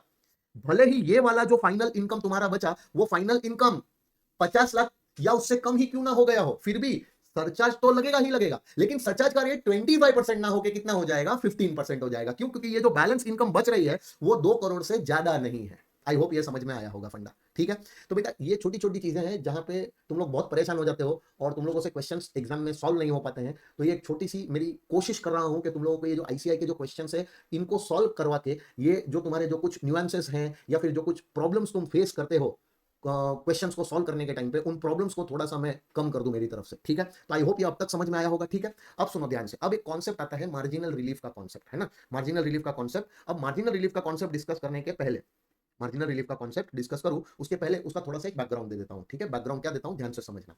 देखो मार्जिनल रिलीफ का जो कॉन्सेप्ट होता है बेटा, उस कॉन्सेप्ट में क्या होता है कि तुम्हारी टोटल इनकम अगर मान लो 50 लाख रुपया होती, कितनी होती, 50 लाख, तो 50 लाख तक की तो टोटल इनकम पे तुमको कोई सरचार्ज देना है ही नहीं। अगर 50 लाख तक की टोटल इनकम है तो टैक्स भरो, लेकिन टैक्स के साथ कोई सरचार्ज तो देने की जरूरत नहीं है। लेकिन अगर मान लो कि तुम्हारी टोटल इनकम 50 लाख को क्रॉस कर गई मतलब कितना क्रॉस की, 50 लाख से क्रॉस हो गया 60-70 लाख पहुंच गई, नहीं नहीं नहीं नहीं, इतनी सारी नहीं क्रॉस हुई है, 50 लाख को थोड़ा सा ही क्रॉस हुई। फॉर एग्जाम्पल अगर मान लो 50 लाख 50 हजार हो गई, यानी कि तुम्हारी टोटल इनकम 50 लाख के ऊपर गई, कितनी गई, बहुत ज्यादा चली गई? नहीं, 50 लाख के ऊपर खाली 50 हजार ही गई। या फिर हो सकता है 50 लाख से 51 लाख हो गई, 50 लाख के ऊपर कितनी गई, खाली 1 लाख रुपया। या फिर 50 लाख 80 हजार हो गई, यानी कि 50 लाख के ऊपर कितनी गई, 80 हजार। मतलब तुम्हारी टोटल इनकम 50 लाख क्रॉस तो कर रही है, लेकिन 50 लाख क्रॉस कर रही है बाय ह्यूज अमाउंट नहीं, बहुत मार्जिनल अमाउंट से ऊपर जा रही है तुम्हारी टोटल इनकम। लेकिन तुम्हारी टोटल इनकम 50 लाख को क्रॉस कर गई। अब इसकी वजह से बेटा तुमको क्या होगा, टैक्स के साथ साथ सरचार्ज भी देना पड़ेगा। क्या देना पड़ेगा? टैक्स के साथ साथ सरचार्ज भी देना पड़ेगा। अब उस सरचार्ज के लगने की वजह से ऐसा हो सकता है कि तुम्हारा जो फाइनल टैक्स आएगा इंक्लूडिंग सरचार्ज, वो बहुत ज्यादा आ जाए। मतलब वो तो उस अमाउंट से भी ज्यादा आ जाए जो तुम्हारी टोटल इनकम ज्यादा आई है, 50 लाख के ऊपर जो भी तुम्हारी टोटल इनकम आई है उस अमाउंट से भी ज्यादा तुमको टैक्स देना पड़ जाए। हो सकता है ऐसा। देखो कहने का मतलब क्या है, अगर मैं एक छोटा सा एग्जांपल तुम्हारे सामने लूं, ये एग्जांपल एक्चुअली में इलस्ट्रेशन नंबर 5 है जिसको मैं यहां पे एग्जांपल बना के तुम्हारे सामने रख रहा हूं। ठीक है, अब इस इलस्ट्रेशन नंबर 5 में क्या बोला है कि ऐसा मान के चलो कि एसएससी 115 बीएससी की डिफॉल्ट टैक्स रेजिम से बाहर निकल रहा है। मतलब मान लो कि एसएससी का नाम है मिस्टर ए, उसकी एज है 42 ईयर्स, और ऐसा अज्यूम करके चलो कि एसएससी 115 बीएससी के प्रोविजंस को फॉलो नहीं कर रहा है, 115 बीएससी से ऑप्ट आउट हो रहा है, दैट मींस वो नॉर्मल टैक्स रेजिम में, उसको नॉर्मल टैक्स रेट्स वगैरह लगने वाले हैं। ठीक है, अब इस एसएससी की जो टोटल इनकम बताई क्वेश्चन में, कि ऐसा मान लो कि उसकी टोटल इनकम एक्चुअली में कितनी आई है, 51 लाख, और उसकी टैक्स लायबिलिटी का कैलकुलेशन करके दो और कंसीडर करना अगर उसको कोई मार्जिनल रिलीफ मिलने वाली है तो मार्जिनल रिलीफ वगैरह सब कुछ कंसीडर करके उसकी फाइनल टैक्स लायबिलिटी कैलकुलेट करके दो, ऐसा क्वेश्चन में कहा है। ठीक है, देखो ये रहा तुम्हारा इलस्ट्रेशन नंबर 5।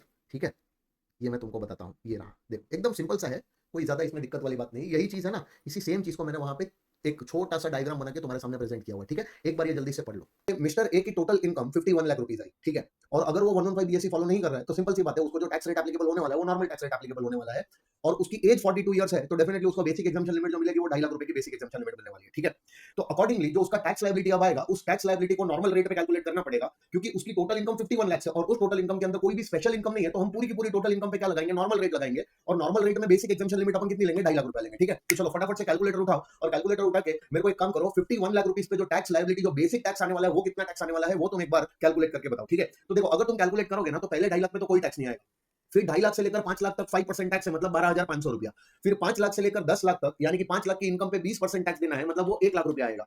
और अगर तुम्हारी टोटल इनकम 10 लाख के ऊपर जाती है, जो अपने केस में जा रही है, तो 10 लाख के ऊपर जो टोटल इनकम जा रही है वो 10 लाख से 51 लाख मतलब 41 लाख रुपीस जा रही है, और 41 लाख पे जब तुम 30% टैक्स निकालोगे तो 30% ऑफ 41 लाख विल बी 12,30,000, तो 12,30,000 प्लस 1 लाख और plus 12,500, that will give you 13,42,500। ये तुम्हारा टैक्स आ जाएगा तुम्हारी 51 लाख रुपीस की टोटल इनकम पे। ठीक है, अब जैसे ही तुमने 51 लाख रुपीस की टोटल इनकम पे टैक्स निकाला, अब सोचो कि क्या तुम्हारी टोटल इनकम 50 लाख रुपीस को क्रॉस हुई? हाँ, तो अब तुमको इस पे क्या देना पड़ेगा? सरचार्ज भी देना पड़ेगा, और the rate of surcharge will be 10%, क्योंकि टोटल इनकम 1 करोड़ को क्रॉस नहीं हुई है, 50 लाख को क्रॉस हुई है, लेकिन 1 करोड़ या उसके अंदर ही है, तो अब तुमको 10% सरचार्ज देना पड़ेगा। तो बेटा इस टैक्स का अगर तुम 10% निकालोगे तो तुमको सरचार्ज आ जाएगा 1,34,250। ठीक है, अब ये दोनों को तुम ऐड करोगे तो तुम्हारा जो टोटल टैक्स लायबिलिटी आ जाएगा वो 14,76,750 आएगा।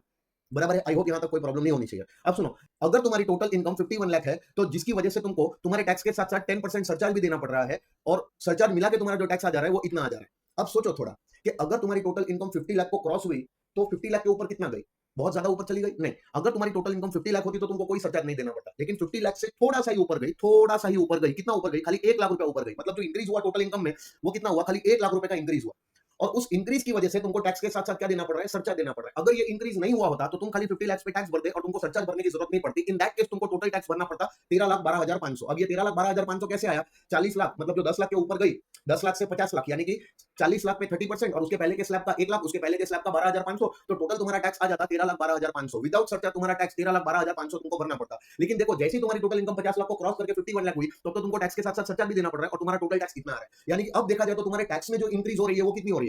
अगर 50 लाख तक तुम इनकम कमाते और तुम्हारा टैक्स होता 13,12,500, आया ना, लेकिन तुम्हारी टोटल इनकम 51 लाख हो गई, जिसकी वजह से तुम्हारा टैक्स हो गया 14,76,500। तो देखो तुम्हारा टैक्स में जो इंक्रीमेंट आया, जो टैक्स तुम्हारा बढ़ा, वो टैक्स में जो इंक्रीज हुआ वो हुआ 1,64,250। अब बेटा ये देख के है ना, अच्छे अच्छे जो लोग होंगे उनको थोड़ा बुरा लगना शुरू हो जाएगा। क्यों? कि भाई मेरी टोटल इनकम 50 लाख के ऊपर खाली 1 लाख रुपया जा रही है, जिसकी वजह से मेरे को सरचार्ज भी देना पड़ रहा है टैक्स के साथ, और मेरा उसकी वजह से अगर टैक्स इंक्रीज हो रहा है तो टैक्स तो भाई 1 लाख रुपए से ज्यादा इंक्रीज हो जा रहा है। मतलब टैक्स में जो इंक्रीज आ रहा है वो 1,64,250 आ जा रहा है।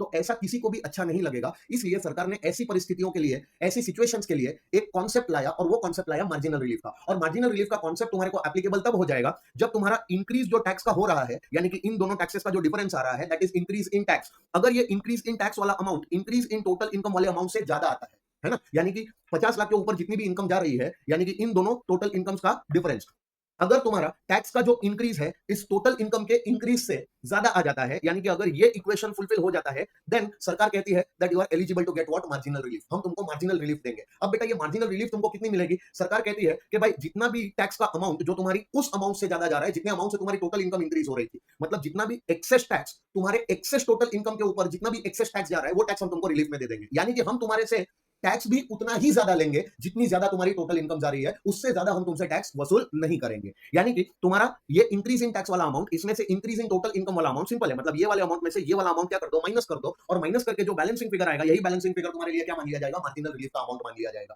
ठीक है, आई होप ये मार्जिनल रिलीफ कैसे कैलकुलेट हुआ पता चला। अब सुनो, तो तुम्हारा टोटल इनकम एक्चुअली में कितना था? 51 लाख। उसमें तुमको टैक्स कितना भरना था? 14,76,750। अब ये जो 14,76,750 होगा, इसमें से तुमको ये वाला रिलीफ मिलने वाला है। यानी कि तुम्हारी जो टैक्स ऑन टोटल इनकम है एक्चुअली में ये अमाउंट है, उसमें से तुमको अगर ये मार्जिनल रिलीफ मिल जाए तो अब तुम्हारा टैक्स जो तुमको पेएबल आएगा वो 14,12,500 आएगा। मतलब यहां पे तुमसे सरकार 14,76,750 ना लेके 14,12,000 तो 14,12,500 का ही टैक्स लेगी। तो अब देखो इन दोनों फिगर्स का जो डिफरेंस आएगा वो 164,250 ना आके 1 लाख रुपया ही आएगा। यानी कि सरकार का कहने का मतलब यह है कि तुम्हारे टैक्स में भी उतना ही इंक्रीज करवाएंगे जितना इंक्रीज तुम्हारी टोटल इनकम में हुआ है, उससे ज्यादा इंक्रीज हम तुम्हारा टैक्स नहीं होने देंगे। इस पर्टिकुलर रीजन की वजह से तुमको मार्जिनल रिलीफ दिया जा रहा है। आई होप तुमको समझ में आया। अब सोचो, मार्जिनल रिलीफ लेने के बाद तुम्हारा टैक्स का फिगर आ गया, यानी कि टैक्स इंक्लूडिंग सरचार्ज ही लिया जाएगा, लेकिन उस टैक्स के अंदर से तुमको मार्जिनल रिलीफ दे दी जाएगी। तो तुमसे मार्जिनल रिलीफ देने के बाद हम इतना टैक्स वसूल करेंगे।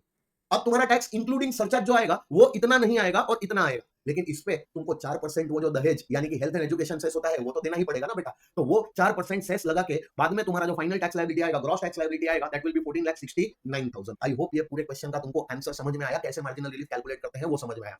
एकदम तो मार्जिनल रिलीफ में प्रो बन जाओगे, तुम टेंशन मत लो। मार्जिनल रिलीफ का ये एक क्वेश्चन नहीं, ऐसे हम लोग मल्टीपल क्वेश्चन सॉल्व करने वाले हैं, ठीक है। लेकिन अभी फिलहाल के लिए हम लोगों ने ये क्वेश्चन सॉल्व किया। अब तुम लोगों ने नोटिस किया, ये जब क्वेश्चन हम लोगों ने सॉल्व किया तो क्वेश्चन में क्या बोला था कि मिस्टर ए 42 इयर्स का है, यानी कि वो सीनियर सिटीजन नहीं है और वो 115 बीएसई फॉलो नहीं कर रहा है। दैट मींस वो नॉर्मल टैक्स रेजिम में है, डिफॉल्ट टैक्स रेजिम से शिफ्ट आउट हो रहा है। लेकिन सोचो कि ये सेम क्वेश्चन, देखो एज अ स्टूडेंट ना बेटा तुमको हमेशा क्यूरियोसिटी आनी चाहिए कि अगर इस क्वेश्चन में ऐसा ना होता और ऐसा होता तो हमारे आंसर पे क्या इंपैक्ट आता। अगर थोड़ा सा ऐसा क्यूरियोसिटी रखोगे ना तुम्हारे थॉट प्रोसेस में, तो तुमको बहुत सारी प्रॉब्लम्स है ना आने के पहले ही, उनको फेस करने के पहले ही तुमको उन प्रॉब्लम्स का सोल्यूशन पता चल जाएगा। तो तुम्हारा दिमाग हमेशा खुला रखो और हमेशा इंक्विजिटिव होकर टैक्स जैसे सब्जेक्ट को पढ़ो, तो ये सब्जेक्ट को पढ़ने का बहुत मजा आएगा तुमको। आई होप मैं जो कह रहा हूं वो तुम समझ रहे हो, ठीक है। अब सोचो, थोड़ा बुद्धि लगाओ कि अगर इसी क्वेश्चन में तुमको ये कहा होता कि 115 बीएससी वो फॉलो नहीं, वो 115 बीएससी फॉलो कर रहा है, दैट मींस वो डिफॉल्ट टैक्स रिजिम में है, तो तुम्हारा आंसर क्या आता? तो सबसे पहला क्वेश्चन, क्या सर इस केस में हमको मार्जिनल रिलीफ मिलता? The answer is yes.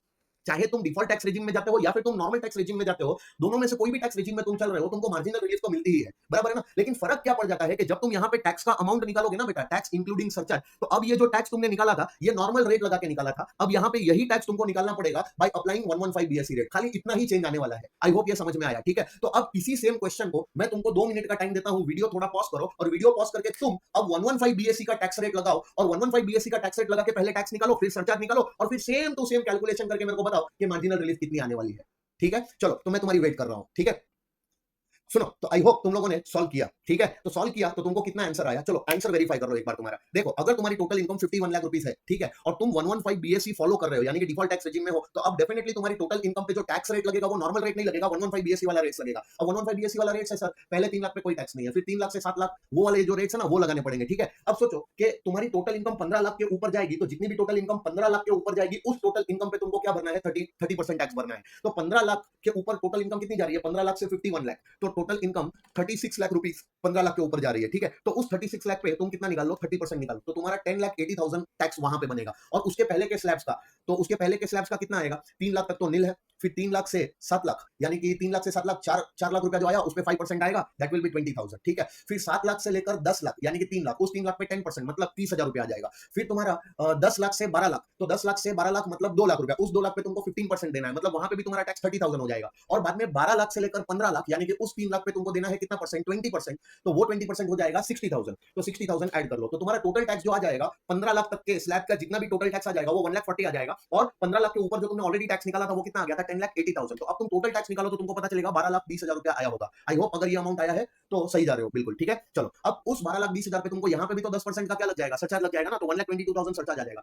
अब देखो, टैक्स इंक्लूडिंग सरचार्ज कितना आ रहा है? 13,42,000 आ रहा है। अब यही अगर तुम्हारी टोटल इनकम 50 लाख रुपया होती और 115 बीएससी का तुमने टैक्स रेट लगाया होता, तो तुम्हारा 50 लाख तक की इनकम पे 115 बीएससी का टैक्स रेट लगा के इतना टैक्स आता और तुमको कोई सरचार्ज भी ना देना पड़ता। तो अकॉर्डिंगली तुम्हारा जो टैक्स आता वो खाली इतना आता। अब तुम थोड़ा फोकस करो कि तुम्हारी टोटल इनकम 50 लाख रुपए से खाली 1 लाख रुपया एक्स्ट्रा गई, यानी कि टोटल इनकम में इंक्रीज कितना हुआ? खाली 1 लाख रुपया हुआ, जिसकी वजह से तुमको टैक्स के साथ क्या देना पड़ रहा है? सरचार्ज भी देना पड़ रहा है। And as a result of that तुमको टैक्स में जो इंक्रीज हो रहा है वो इंक्रीज हो रहा है 1,52,000 का। तो अब अपना वो इक्वेशन है, वो इक्वेशन लगाना है। Is your increase in tax more than increase in total income? If the answer is yes, then you are eligible to get what? Marginal relief, ठीक है। तो क्या तुम्हारा टैक्स में होने वाला इंक्रीज तुम्हारी टोटल इनकम में होने वाले इंक्रीज से ज्यादा है? आंसर है हाँ। कितना ज्यादा है? 52,000 रुपीज। तो वही 52,000 रुपीज अब तुम क्या ले लो बेटा? रिलीफ ले लो, मार्जिनल रिलीफ तुम्हारी 52,000 आ जाएगी। तो इन शॉर्ट अब तुमको 13,42,000 का टैक्स नहीं भरना है, इसमें से अब तुमको 52,000 की क्या मिल जाएगी? रिलीफ मिल जाएगी। तो अब तुम्हारा जो टैक्स आ जाएगा वो 12,90,000 आ जाएगा और इतना तुमको नहीं भरना है। तो अब देखो, इस टैक्स का और इस टैक्स का, दोनों टैक्स का अगर तुम डिफरेंस निकालोगे तो वो 1,52,000 नहीं आएगा, वो भी कितना आएगा? 1 लाख, यानी कि तुम्हारा टैक्स भी उतना ही बढ़ेगा जितनी तुम्हारी टोटल इनकम बढ़ रही है, बराबर है। तो अब तुम्हारा जो टैक्स इंक्लूडिंग सरचार्ज आएगा तुमको 13,42,000 देने की जरूरत नहीं है, उसमें से तुम ये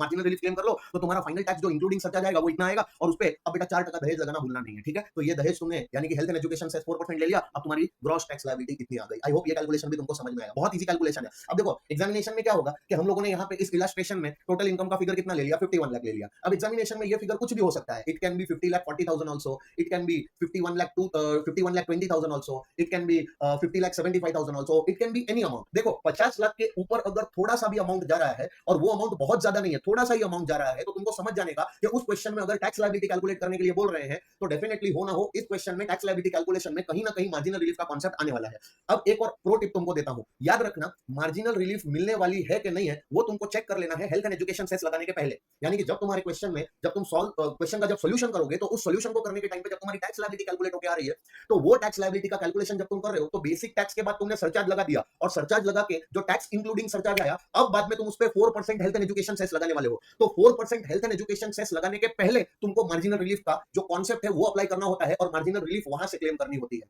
आई होप ये समझ में आया। तो हमेशा चेक करना। अब तुम देखना, मैंने ना क्या किया यहाँ पे, जब ये तुमको डिफरेंशिएशन बताया था ना, अगर तुमको याद आता है, देखो तो मैंने यहाँ पे सरचार्ज का कैलकुलेशन करने के बाद देखो टैक्स इंक्लूडिंग सरचार्ज और यहाँ पे एमआर लिखा है, दिख रहा है? एमआर, यानी कि हेल्थ एंड एजुकेशन सेस का अमाउंट कैलकुलेट करके ऐड करो टैक्स में, उसके पहले चेक कर लेना कि मार्जिनल रिलीफ तुम्हारी आने वाली है कि नहीं आने वाली। अगर मार्जिनल रिलीफ आने वाली है तो मार्जिनल रिलीफ माइनस करके तुम्हारा टैक्स इंक्लूडिंग सरचार्ज आएगा और उस पे बाद में तुम 4% तुम्हारा क्या लगाना, सेस लगाना। आई होप ये समझ में आया है, ठीक है। तो ये था तुम्हारा इलस्ट्रेशन नंबर 5, और इलस्ट्रेशन नंबर 5 को अपन ने दोनों तरीकों से सॉल्व करके देख लिया कि अगर तुम्हारी टोटल इनकम पे टैक्स 115 बीएससी के हिसाब से आने वाला होता तो मार्जिनल रिलीफ कितनी मिलने वाली है, और अगर तुम्हारी टोटल इनकम पे टैक्स नॉर्मल टैक्स रेजिम के हिसाब से कैलकुलेट करते तो भी तुम्हारी मार्जिनल रिलीफ कितनी आने वाली होती है, वो दोनों तरीके से अपन ने कैलकुलेट करके देख लिया है, ठीक है। लेकिन जब तुम आईसीआई का ये क्वेश्चन देखोगे, इलस्ट्रेशन देखोगे, तो इसमें खाली बोला है कि marginal relief if you are not following 115 BSC. हमने तो एक कदम और आगे बढ़ के क्या किया है, ये 115 बीएससी फॉलो कर रहा होता तो भी मार्जिनल रिलीफ कितनी मिलती वो भी हमने कैलकुलेट कर लिया, यानी कि एक ही क्वेश्चन में अपना डबल प्रैक्टिस हो गया, ठीक है। अब चलो ये कॉन्सेप्ट अगर तुमको अच्छे से समझ में आया तो इसी कॉन्सेप्ट पे एक और क्वेश्चन उठाते हैं, ठीक है। चलो अब देखो ध्यान से,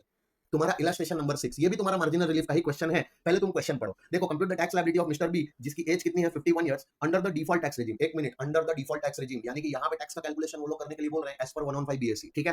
having total income of 1 crore 1 lakh. अच्छा 1 करोड़ पूरी होती या उससे कम होती तो तुम्हारा सरचार्ज का रेट कितना होता है, 10%। लेकिन अब मिस्टर बी की टोटल इनकम 1 करोड़ को क्रॉस कर गई है, और 1 करोड़ को क्रॉस करके बहुत ज्यादा नहीं बढ़ी है, 1 करोड़ को थोड़ा सा ही क्रॉस की है। अब जैसे ही 1 करोड़ से थोड़ा सा बढ़ जाएगी, उसकी वजह से उसका सरचार्ज जो पहले भी वो भर रहा था अभी भी भरना पड़ेगा, लेकिन अब उसके सरचार्ज का रेट 10% के बदले कितना हो जाएगा, 15% हो जाएगा।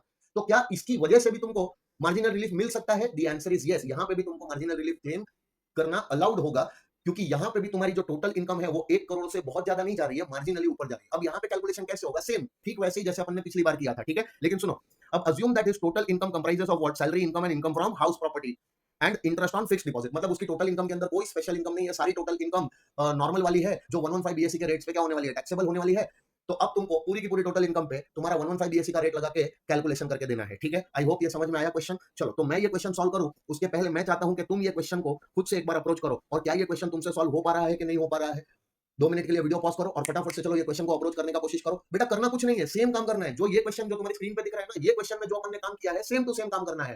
खाली यहाँ पे 51 लाख को रिप्लेस कर दो किससे, 1 करोड़ 1 लाख रुपए से, और 50 लाख को रिप्लेस कर दो किससे, 1 करोड़ रुपए से, और बाकी सारा कैलकुलेशन रिमेन्स सेम, ठीक है। लेकिन टैक्स रेट लगाने के टाइम पे 115 बीएससी के टैक्स रेट लगाना, ठीक है। चलो फटाफट से मेरे को आंसर निकाल के दो बेटा सब लोग, चलो फटाफट।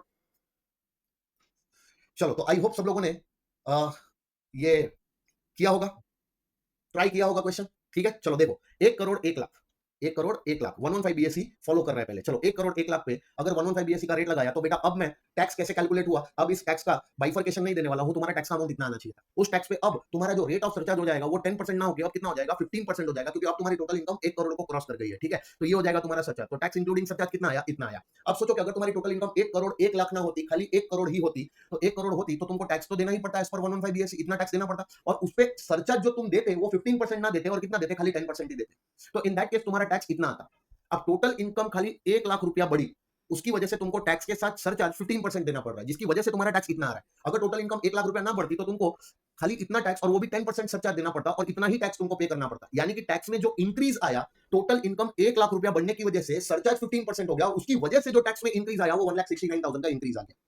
तो क्या टैक्स में होने वाला इंक्रीज टोटल इनकम में होने वाले इंक्रीज से ज्यादा आया? The answer is yes. तो यहां पे भी तुमको मार्जिनल रिलीफ मिलेगा, कितना मिलेगा, this amount minus this amount 69,000 अब तुम्हारा क्या हो जाएगा, रिलीफ हो जाएगा। तो इन शॉर्ट अब ये 31,28,000 में से 31,28,000 में से तुम्हारा 69,000 का रिलीफ माइनस हो जाएगा। तो अब तुमको यहाँ पे टैक्स कितना देना पड़ेगा, 30,59,000 का टैक्स देना पड़ेगा, और ये अमाउंट का अब डिफरेंस तुम्हारा 1,69,000 नहीं आके कितना आएगा, 1 लाख रुपीज ही आएगा। दैट मींस तुम्हारा टैक्स भी उतना ही बढ़ेगा, उतने ही एक्सटेंट तक बढ़ेगा जितने एक्सटेंट तक तुम्हारी टोटल इनकम बढ़ रही है, उससे ज्यादा तुम्हारा टैक्स नहीं बढ़ने देंगे, चिंता मत करो। समझ में आया? तो अब तुम्हारा टैक्स यहाँ पे कितना हो जा रहा है, देखो 31,28,000 में से तुमने 69,000 का रिलीफ ले लिया, तो तुम्हारा टैक्स हो गया 30,59,000, इतना ही टैक्स तुमको भरना है। लेकिन सुनो, इसमें 4% सेस ऐड करके तुम्हारा टोटल टैक्स कितना भर देना। आई होप ये समझ में आया होगा सबको, ठीक है। अब सुनो, ये जो क्वेश्चन तुम लोगों ने अभी सॉल्व किया, ये ऐसा अज्यूम करके किया कि 115 बीएससी फॉलो हो रहा है, जो क्वेश्चन में इलस्ट्रेशन में भी बोला था। लेकिन अगर इसी क्वेश्चन को तुमको सॉल्व करवाया जाए, क्या करके, कि अगर वो 115 बीएससी फॉलो नहीं कर रहा था, डिफॉल्ट टैक्स रेजिम में नहीं था, तो इन दैट पर्टिकुलर सिनेरियो उसको नॉर्मल टैक्स रेट लगाने पड़ते। तो यहाँ पे ये जो टैक्स का अमाउंट आएगा, this will be as per normal rates, वो इतना आएगा। समझ में आ रहा है? एक बार चेक कर लो कैलकुलेट करके कि तुम्हारा भी टैक्स का अमाउंट इतना आ रहा है। बेटा खाली वीडियो देख के काम नहीं होने वाला है, तुम्हारे हाथ पैर थोड़ा जब तक नहीं चलेंगे तब तक तुम डेफिनेटली ये क्वेश्चंस कितना भी इजी क्यों ना हो, तुम ये क्वेश्चंस को सॉल्व नहीं कर पाओगे एग्जाम में। समझ में आ रहा है मैं क्या बोल रहा हूं? तो प्लीज मैं रिक्वेस्ट कर रहा हूं, थोड़ा हाथ पैर चलाओ, और हाथ पैर चलाओ ताकि तुम्हारा दिमाग मजबूत हो और तुम्हारी पेन एग्जाम में चले, ठीक है। चलो तो देखो, टैक्स तुम्हारा नॉर्मल रेट्स पे इतना आएगा और इतना आएगा, ठीक है, और उस पे सरचार्ज 15% और यहाँ पे 10%। तो यहाँ पे देख लो, जो टैक्स में इंक्रीज हो रही है वो इतनी हो रही है, टोटल इनकम में इंक्रीज हो रही है इतनी हो रही है, तो इन दोनों का जो डिफरेंस आएगा वही डिफरेंस अब तुमको यहाँ पे क्या मिल जाएगा, रिलीफ मिल जाएगा। आई होप ये समझ में आया। तो तुम्हारा ये जो टैक्स था जो तुमको भरना था, इसमें से तुम्हारा इतना रिलीफ तुमको माइनस हो जाएगा, और तुमको फाइनली कितना टैक्स देना पड़ेगा, 31,93,750। उस पे 4% तुम्हारा क्या लगा दो, सेस लगा दो, और तुम्हारा ग्रॉस टैक्स लायबिलिटी इतना आ जाएगा। आई होप ये क्वेश्चन का भी तुमको आंसर समझ में आएगा। हम लोगों ने दोनों तरीके से एक क्वेश्चन सॉल्व करके देख लिया भाई। अगर 115 बीएससी के रेट्स लगाने के लिए बोल दिए तो भी अपने को आंसर कैसे निकालना वो आता है, और अगर नॉर्मल रेट्स लगाने के लिए बोल दिए तो भी अपने को आंसर कैसे आता है वो अपन ने पता लगा लिया। ठीक है, चलो अब इसके बाद हम लोग अगले इलस्ट्रेशन पे जाते हैं, इलस्ट्रेशन नंबर 7। अब इलस्ट्रेशन नंबर 7 में थोड़ा ध्यान से समझना, यहाँ पे भी मार्जिनल रिलीफ का ही कॉन्सेप्ट है। लेकिन अब देखो मिस्टर सी जिसकी एज कितनी है, 58 ईयर्स है, 58 ईयर्स, ठीक है, मतलब वो सीनियर सिटीजन नहीं है। उसकी टोटल इनकम है 2 करोड़ 1 लाख रुपया, ठीक है। अब assume that is total income comprises of salary income, income from house property and fixed deposit, मतलब उसकी टोटल इनकम के अंदर सारी इनकम नॉर्मल इनकम है, कोई स्पेशल इनकम नहीं है, स्पेशल रेट्स लगाने की जरूरत नहीं है। अब कोई पूछेगा सर अगर टोटल इनकम के अंदर स्पेशल रेट्स होता है तो अरे तो चिंता क्यों करते हो यार, जितनी भी इनकम पे स्पेशल रेट लगने वाला है वो स्पेशल रेट लगा दो, और जो बैलेंस टोटल इनकम आएगी उस बैलेंस टोटल इनकम पे या तो 115 बीएससी वाला रेट या तो तुम्हारा नॉर्मल टैक्स रेट लगाओ, और बाद में उन दोनों टैक्सेस को ऐड करके बाद में उस पे सरचार्ज लगाना है। समझ में आ रहा है? तो यहाँ पे चीजों को बिल्कुल कॉम्प्लिकेटेड मत करो, एकदम सिंपल रखो, ठीक है। तो यहाँ पे इस क्वेश्चन में क्या बोल दिया कि उसकी टोटल इनकम, इस क्वेश्चन में क्या, इसके पहले के भी 2 क्वेश्चन किए उसमें भी सारी इनकम क्या थी, नॉर्मल थी। अब अगर नॉर्मल ना होती और उसके साथ साथ स्पेशल इनकम भी होती तो बेटा हम लोग स्पेशल टैक्स रेट लगाते और स्पेशल टैक्स निकालते, और बैलेंस टोटल इनकम पे क्या करते, या तो नॉर्मल रेट लगाते या तो 115 बीएससी का रेट लगाते और वो टैक्स निकालते, बाद में दोनों टैक्सेस को ऐड करके टैक्स ऑन टोटल इनकम आता और बाद में उस पे हम लोग सरचार्ज लगाते। लेकिन सरचार्ज लगाने के टाइम पे याद रखना हायर रेट ऑफ सरचार्ज 25% और 37% is not applicable on 4 types of taxes. थोड़ी देर पहले ही वो क्वेश्चन हम लोगों ने सॉल्व किए हैं, ठीक है ना। तो ये कॉन्सेप्ट्स को ध्यान में रखते हुए बाद में तुम्हारी मार्जिनल रिलीफ का अमाउंट निकल सकता था, ठीक है। चलो अब यहाँ पे हम लोग को कोई स्पेशल इनकम नहीं है, सारी की सारी इनकम नॉर्मल है, ठीक है। अब सोचो यहाँ पे क्या बोल रहा है, assume that mister C exercises the option to shift out of 115 BSC, मतलब नॉर्मल टैक्स रेट लगने वाले हैं। तो चलो अब वो जो सेम टू सेम मैंने तुमको फॉर्मेट बताया था उस फॉर्मेट के अंदर इस क्वेश्चन को भी डाल दो, तुम्हारा आंसर फटाक से आएगा, ठीक है। चलो देख लो इस क्वेश्चन का आंसर बेटा कैसे आने वाला है, ठीक है। अगर वो 115 बीएससी फॉलो नहीं कर रहा है, ठीक है, तो 2 करोड़ 1 लाख रुपया उस पर नॉर्मल टैक्स रेट लगा के टैक्स कितना आएगा, और 2 करोड़ 1 लाख मतलब तुम्हारी टोटल इनकम 2 करोड़ को क्रॉस हो गई है, तो अब तुम्हारा सरचार्ज का रेट 15% ना होकर कितना हो जाएगा, 25%। तो मतलब अब टैक्स पे सरचार्ज हो जाएगा 25%, और अब तुम्हारा जो यहाँ पे टोटल टैक्स आएगा इंक्लूडिंग सरचार्ज वो इतना आएगा। लेकिन अगर तुम्हारी टोटल इनकम 2 करोड़ होती तो नॉर्मल रेट पे तुम्हारा टैक्स कितना आता, और तुमको सरचार्ज 25% ना देना पड़ता, तुमको सरचार्ज खाली 15% ही देना पड़ता, तो तुम्हारा टैक्स कितना आ जाता। तो देखो टोटल इनकम तो खाली 1 लाख रुपया ही बढ़ी, लेकिन उसकी वजह से जो तुम्हारा सरचार्ज का रेट 25% हो गया, और उसकी वजह से जो तुम्हारा टैक्स इंक्लूडिंग सरचार्ज आया वो इंक्रीज जो हो रहा है टैक्स में, वो इंक्रीज हो रहा है 6,18,750 रुपए। यानी कि 1 लाख रुपया खाली टैक्स बढ़ा, सॉरी 1 लाख रुपया अगर तुम्हारी टोटल इनकम बढ़ी उसकी वजह से तुम्हारा सरचार्ज का रेट बढ़ गया, और सरचार्ज का रेट बढ़ने की वजह से जो तुम्हारी टैक्स लायबिलिटी में इंक्रीज आया वो इंक्रीज भाई साहब 6,18,750 रुपए का इंक्रीज आ गया। सोचो तुम, मतलब क्या कहते हैं कि तुम एकदम अक्के बक्के नहीं हो जाओगे कि भाई 1 लाख रुपया मेरी टोटल इनकम बढ़ रही है और उसकी वजह से अगर मेरा सरचार्ज 15% ना लग के 25% लग रहा है और मेरे को टैक्स में इंक्रीज आ जा रहा है 6,18,750 रुपए का, तो ये तो सरासर अन्याय है मेरे साथ। तो चिंता मत करो बेटा, यहाँ पे भी रिलीफ का प्रावधान रखा है सरकार ने। सरकार यहाँ पे भी तुमको मार्जिनल रिलीफ दे रही है, क्यों? क्योंकि increase in tax is more than increase in total income. ये जो अपना इक्वेशन है ये तो यहाँ पे भी फुलफिल हो रहा है। तो यहाँ पे अब तुमको रिलीफ कितना मिल जाएगा, इन दोनों का जो डिफरेंस था, इंक्रीज इन टैक्स और इंक्रीज इन टोटल इनकम, इन दोनों का जो डिफरेंस था 5,18,750, ये अमाउंट अब तुमको रिलीफ मिल जाएगा। अब तो तुम्हारा टैक्स कितना आने वाला था, इतना टैक्स आने वाला था, यही टैक्स में अब तुम क्या ले लो, इतनी रिलीफ ले लो, और ये रिलीफ लेने के बाद तुमको फाइनली इतना टैक्स भरना है इंक्लूडिंग सरचार्ज, है ना। अब ये जो टैक्स इंक्लूडिंग सरचार्ज तुम भरोगे इस पे अब तुमको क्या लगा देना है, 4% सेस लगा देना है, ये आ गया तुम्हारी gross tax liability. I hope ये समझ में आया, इजी है, ठीक है। अब सुनो यही सेम क्वेश्चन अगर हम सॉल्व करते 115 बीएससी के टैक्स रेट लगा के, ठीक है, क्वेश्चन में बोला नहीं है, इलस्ट्रेशन में नहीं बोला है, लेकिन मैं तुमसे ये कैलकुलेशन करवाना चाहता हूं, ठीक है। चलो फटाफट से 115 बीएससी का रेट लगाओ, और 115 बीएससी का रेट लगा के ये टैक्स और ये टैक्स निकालो, और ये अमाउंट और ये अमाउंट निकालो, फिर ये अमाउंट और ये अमाउंट निकालो। चलो फटाफट फटाफट मेरे को इसका आंसर दो, कितना आ रहा है तुमको। वीडियो पॉज करो बेटा और जल्दी से बताओ मेरे को कितना आ रहा है। चलो एक बार चेक कर लो, सुनो इतना टैक्स आ रहा है, इतना टैक्स आ रहा है, और सरचार्ज इतना आ रहा है, और यहाँ पे भी इतना आ रहा है, और तुम्हारी टोटल इनकम पे जो टैक्स इंक्लूडिंग सरचार्ज आएगा वो इतना आएगा, और यहाँ पे इतना आएगा। तो देखो टोटल इनकम खाली 1 लाख रुपया बढ़ी, 1 लाख रुपया ही बढ़ रही है, जिसकी वजह से तुमको सरचार्ज देना पड़ रहा है 25%, और 25% सरचार्ज लगने की वजह से तुम्हारा टैक्स जो इंक्रीज हो रहा है वो हो रहा है 6,06,500 रुपया। यानी कि टैक्स का जो इंक्रीज हो रहा है, is this more than the increase in total income? Yes. तो यहाँ पे भी मार्जिनल रिलीफ मिलेगा, कितना, 5,06,500। तो अब तुम्हारा ये जो टैक्स था इस टैक्स में तुमको इतना रिलीफ मिल जाएगा, और तुम्हारा फाइनल अमाउंट तुमको कितना टैक्स का आएगा, 66,43,500, और उस पे 4% सेस लगा दो, तुम्हारी ग्रॉस टैक्स लायबिलिटी आ जाएगी। आई होप ये क्वेश्चन भी समझ में आया, एकदम इजी क्वेश्चन था बेटा ये वाला, ठीक है। चलो अब थोड़ा हम आगे बढ़ते हैं हमारे अगले इलस्ट्रेशन पे। अगला इलस्ट्रेशन है 8। चलो देख लो इलस्ट्रेशन नंबर 8। अब यहाँ पे क्या बोलते हैं, compute the tax liability of mister D जिसकी एज है 65। एक मिनट, अब थोड़े सावधान हो जाना। मिस्टर डी की एज है 65 ईयर्स, मतलब 60 ईयर्स या उससे ज्यादा, तो मिस्टर डी सीनियर सिटीजन है।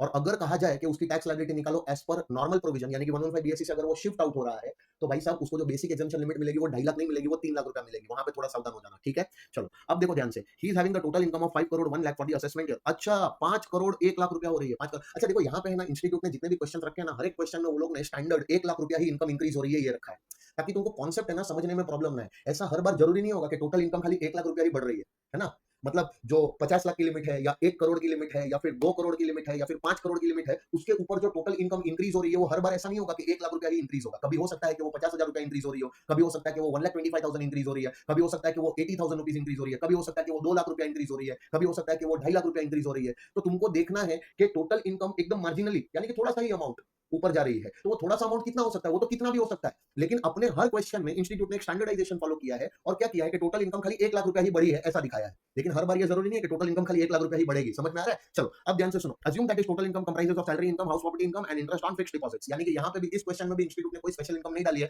यानी कि पूरी की पूरी टोटल इनकम पे या तो 115 बीएससी का रेट लगेगा या तो नॉर्मल रेट लगेगा। ठीक है, अब बोलता है yes under and the same under both tax regime compute the tax liability in a most beneficial manner। ठीक है, under both tax regimes बोला है, यानी कि 115 बीएससी के हिसाब से भी कैलकुलेशन करो और 115 बीएससी से ऑप्ट आउट करके भी तुम कैलकुलेशन करके बताओ और बोलो कि मोस्ट बेनिफिशियल क्या अमाउंट होगा टैक्स देने का। बराबर है? एकदम सिंपल सिंपल रखो बेटा। चलो पहले हम लोग देख लेते हैं कि 115 बीएससी अगर वो फॉलो कर रहा है, 115 बीएससी फॉलो कर रहा है, तो 115 बीएससी अगर वो फॉलो करेगा तो तुमको नहीं लगता है कि कोई फर्क ही नहीं पड़ेगा और मार्जिनल रिलीफ का तो कॉन्सेप्ट ही वहां पे नहीं आएगा। क्यों नहीं आएगा? क्योंकि 115 बीएससी में अगर तुम 5 करोड़ को भी क्रॉस करते हो तो वहां पे सरचार्ज कहां तुम्हारा बढ़ के 37% हो जाने वाला है, वहां पे तो तुम्हारा सरचार्ज का रेट 25% ही रहने वाला है। हाँ, फर्क पड़ेगा नॉर्मल टैक्स रेजिम में अगर थे तो, क्योंकि नॉर्मल टैक्स रेजिम में 5 करोड़ 2 करोड़ से लेकर 2 करोड़ से ज्यादा, लेकिन 5 करोड़ तक तुमको सरचार्ज का रेट 25% था। लेकिन जैसे ही तुम 5 करोड़ को क्रॉस कर जाते हो तो तुम्हारा सरचार्ज का रेट वहां पे नॉर्मल टैक्स रेजिम में 37% हो जाता है। तो वहां पे मार्जिनल रिलीफ का कॉन्सेप्ट आएगा। लेकिन जब तुम 115 बीएससी की डिफॉल्ट टैक्स रेजिम में हो तो डिफॉल्ट टैक्स रेजिम के अंदर क्या होगा कि डिफॉल्ट टैक्स रेजिम में कोई फर्क ही नहीं पड़ेगा, वहां पे मार्जिनल रिलीफ आएगा ही नहीं। क्यों? क्योंकि 2 करोड़ के ऊपर अगर तुम कितना भी टोटल इनकम आप कमाओगे, तुम्हारा जो सरचार्ज आएगा, टैक्स पे लगने वाला जो सरचार्ज आएगा, वो सरचार्ज तो 25% ही रहने वाला है ना। अब भले ही तुम्हारी टोटल इनकम 5 करोड़ से भी ऊपर चली गई तो तुम्हारा सरचार्ज तो 25% ही रहने वाला है। तो 115 बीएससी में मार्जिनल रिलीफ का कॉन्सेप्ट ही नहीं आने वाला है इस क्वेश्चन के अंदर। समझ में आया? तो यहां पे क्या करना है, 115 बीएससी का सिंपल सिंपल टैक्स का कैलकुलेशन करके देना है विदाउट एनी मार्जिनल रिलीफ। ठीक है, चलो वो कितना आएगा देख लेते हैं। सबसे पहले चलो देखो, टोटल इनकम 5 करोड़ 1 लाख रुपया और tax on total income 1 crore 47,20,000 आएगा। अब ये टैक्स का कैलकुलेशन कैसे करना है बेटा, तुमको आता ही होगा। 15 लाख के ऊपर जितना भी टैक्स जा रहा था उस टैक्स पे तुम 30% लगा लो और उसके पहले के जितने भी स्लैब्स थे उनका टोटल टैक्स 1,40,000 ऐड कर दो, तो तुम्हारा टोटल टैक्स आ जाएगा 1 करोड़ 47,20,000। अब इस टैक्स पे तुम्हारा सरचार्ज कितना लग जाएगा? क्या 5 करोड़ 1 लाख होने की वजह से तुम्हारा सरचार्ज का रेट 37% होगा? नहीं, तुम 115 बीएससी में हो और 115 बीएससी में 2 करोड़ के ऊपर जाओ या फिर 5 करोड़ के ऊपर जाओ, तुम्हारा सरचार्ज का rate remain same, that remains 25%। ठीक है, तो इस टैक्स के ऊपर अब तुम्हारा सरचार्ज 25% आएगा और टैक्स इंक्लूडिंग सरचार्ज तुम्हारा 1 करोड़ 84 लाख आएगा। अब उस पे तुमको खाली 4% क्या देना है, सेस देना है और तुम्हारा फाइनल टैक्स लायबिलिटी इतना आएगा अगर तुम 115 बीएससी फॉलो कर रहे हो तो। ठीक है, फिर अगर मान लो कि तुम 115 बीएससी फॉलो नहीं कर रहे थे, तुम 115 बीएससी से क्या हो जाते, शिफ्ट आउट हो जाते, तो तुमको यहाँ पे मार्जिनल रिलीफ मिल सकती थी। लेकिन मार्जिनल रिलीफ क्लेम करने के लिए पहले अपने आप को पूछो क्या यहाँ पे नॉर्मल रेट्स लगने वाला है? हाँ, और नॉर्मल रेट्स लगेगा तो मिस्टर डी क्या है, एक सीनियर सिटीजन है, तो उसको 2.5 लाख नहीं उसको 3 लाख की बेसिक एग्जामिशन लिमिट मिलेगी। तो 3 लाख की बेसिक एग्जामिशन लिमिट लो और बाद में 3 लाख से लेकर 5 लाख तक, यानी कि इस 2 लाख पे तुम्हारा जो टैक्स का कैलकुलेशन होगा वो कितना होगा, 5%, यानी कि 10,000 रुपया।